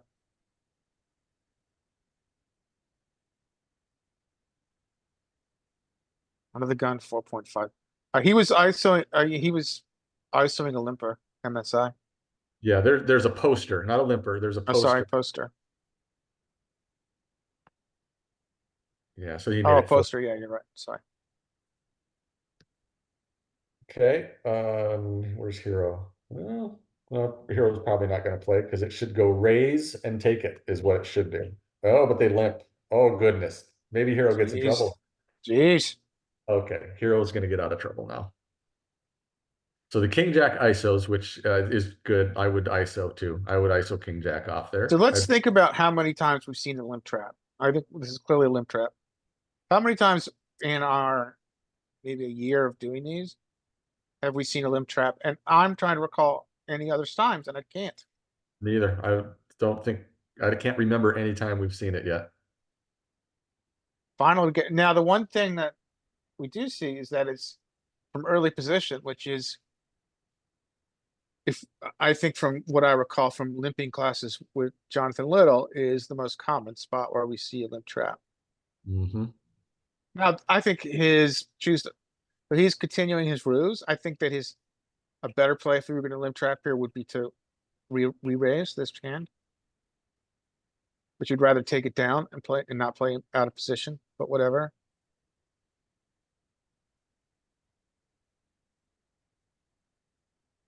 King Jack here. I would probably see bet small. Although I'd probably check behind. Yeah, Scotty says rare limp traps we see. Yeah. Yeah, I think in position here, I would bet at a high frequency and lose a lot of chips.